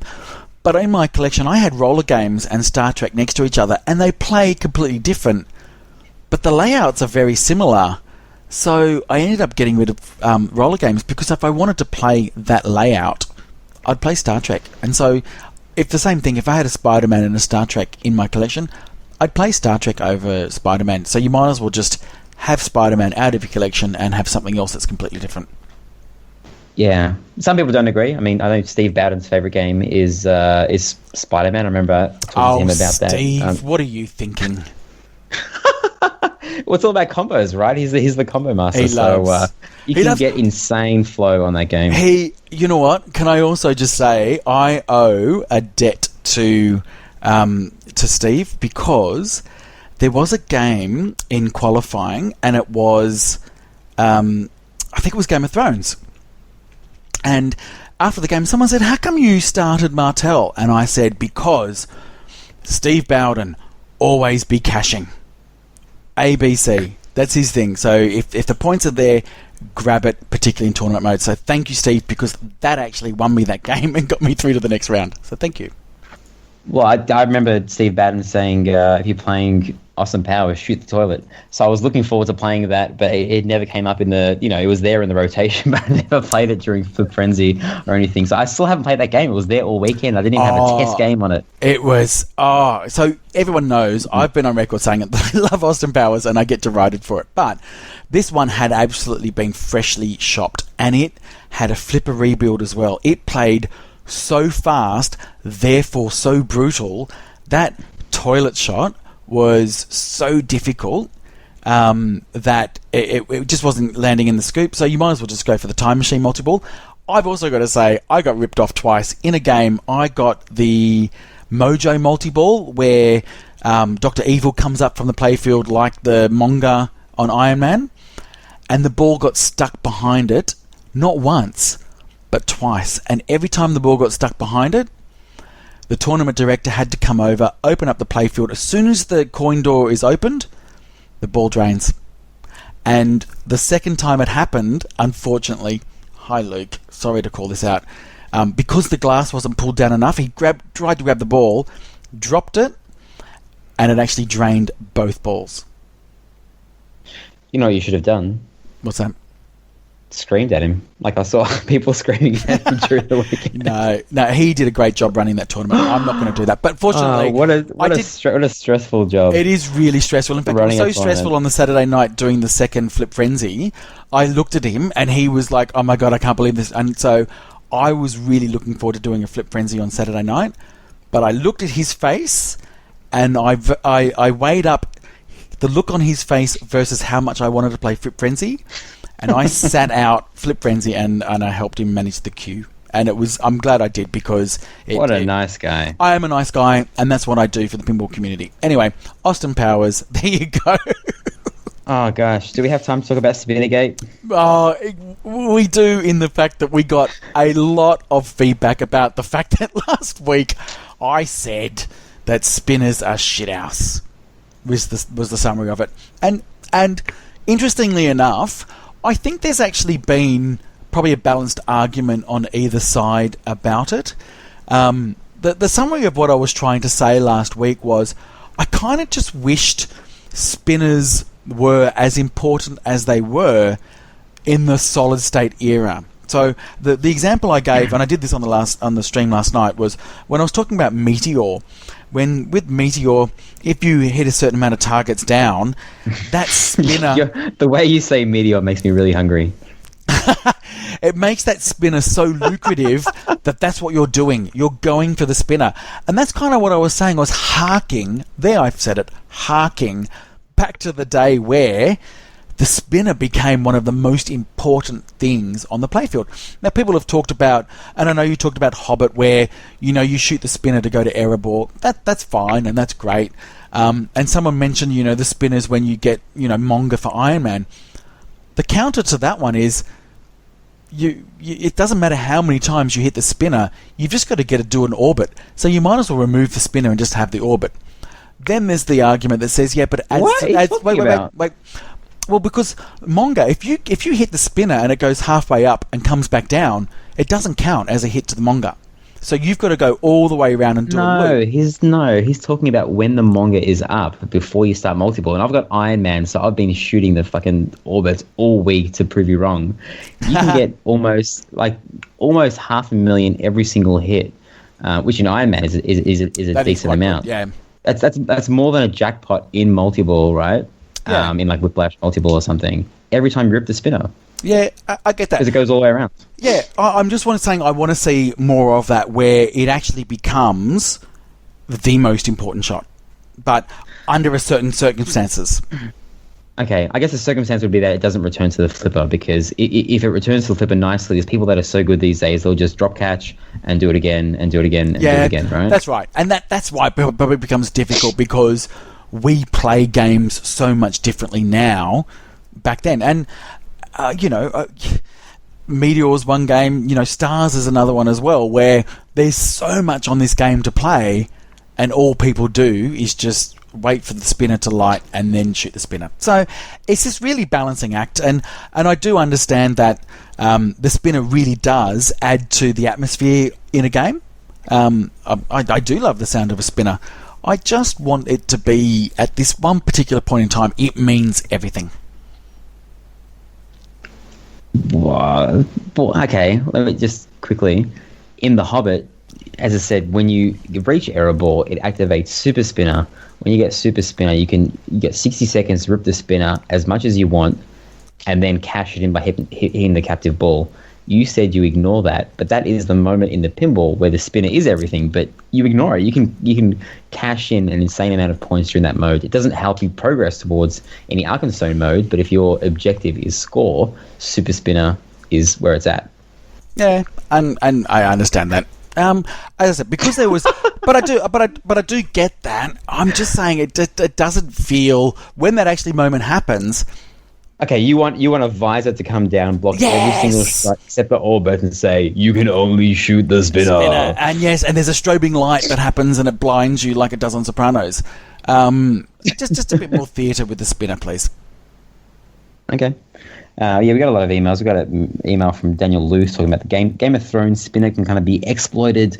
You can get a certain amount of points when you rip it at level 4, and he linked us to a video where someone did it and they kind of got, I don't know, about 2 or 3 billion by just shooting the spinner, live catching it and just doing it over and over again for about 8 minutes.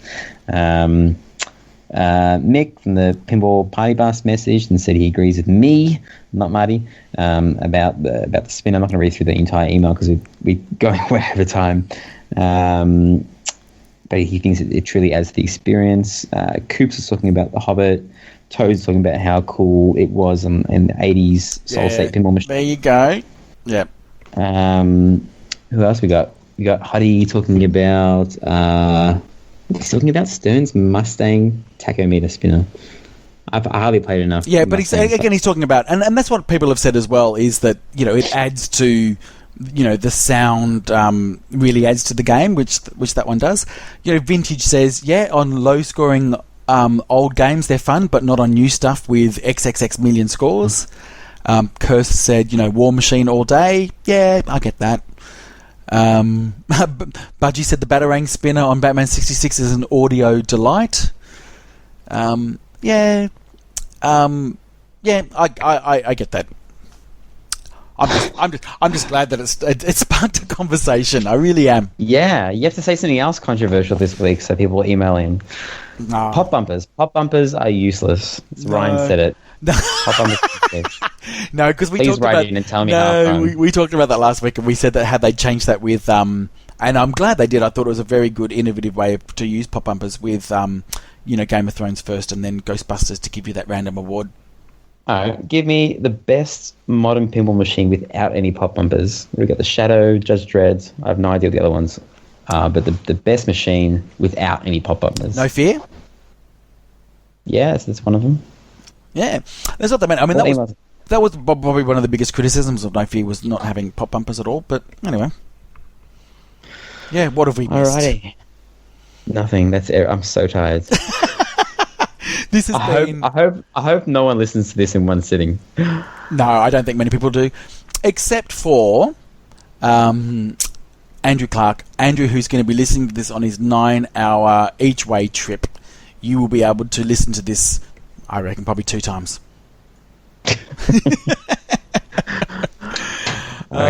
So thank you everybody for listening, and also thank you for RotorDave for coming on earlier on in the podcast. It's always great to catch up with him when I see him. It was great to have him on the show. Everybody go to Pincade and to his System 11 competition in New Zealand. It's great. Oh my gosh, I didn't get him. I wrote down on the notes here, get him to say fish and chips, but he didn't say it. Fish and chops. Fish and chops. Anyway, we love our New Zealand friends. They're the best. All right. That's it. All right. I'm not singing you out. I'm too tired. No, you don't need to sing us out because we've gone way too long. RotorDave was meant. He said he offered on Pinside to play Cherry Bomb, and I could, hello daddy, hello mum, Cherry Bomb, but he's not here, so I'll do that. We'll do that next time. All right. Thanks everybody. We'll speak to you again next week. See ya.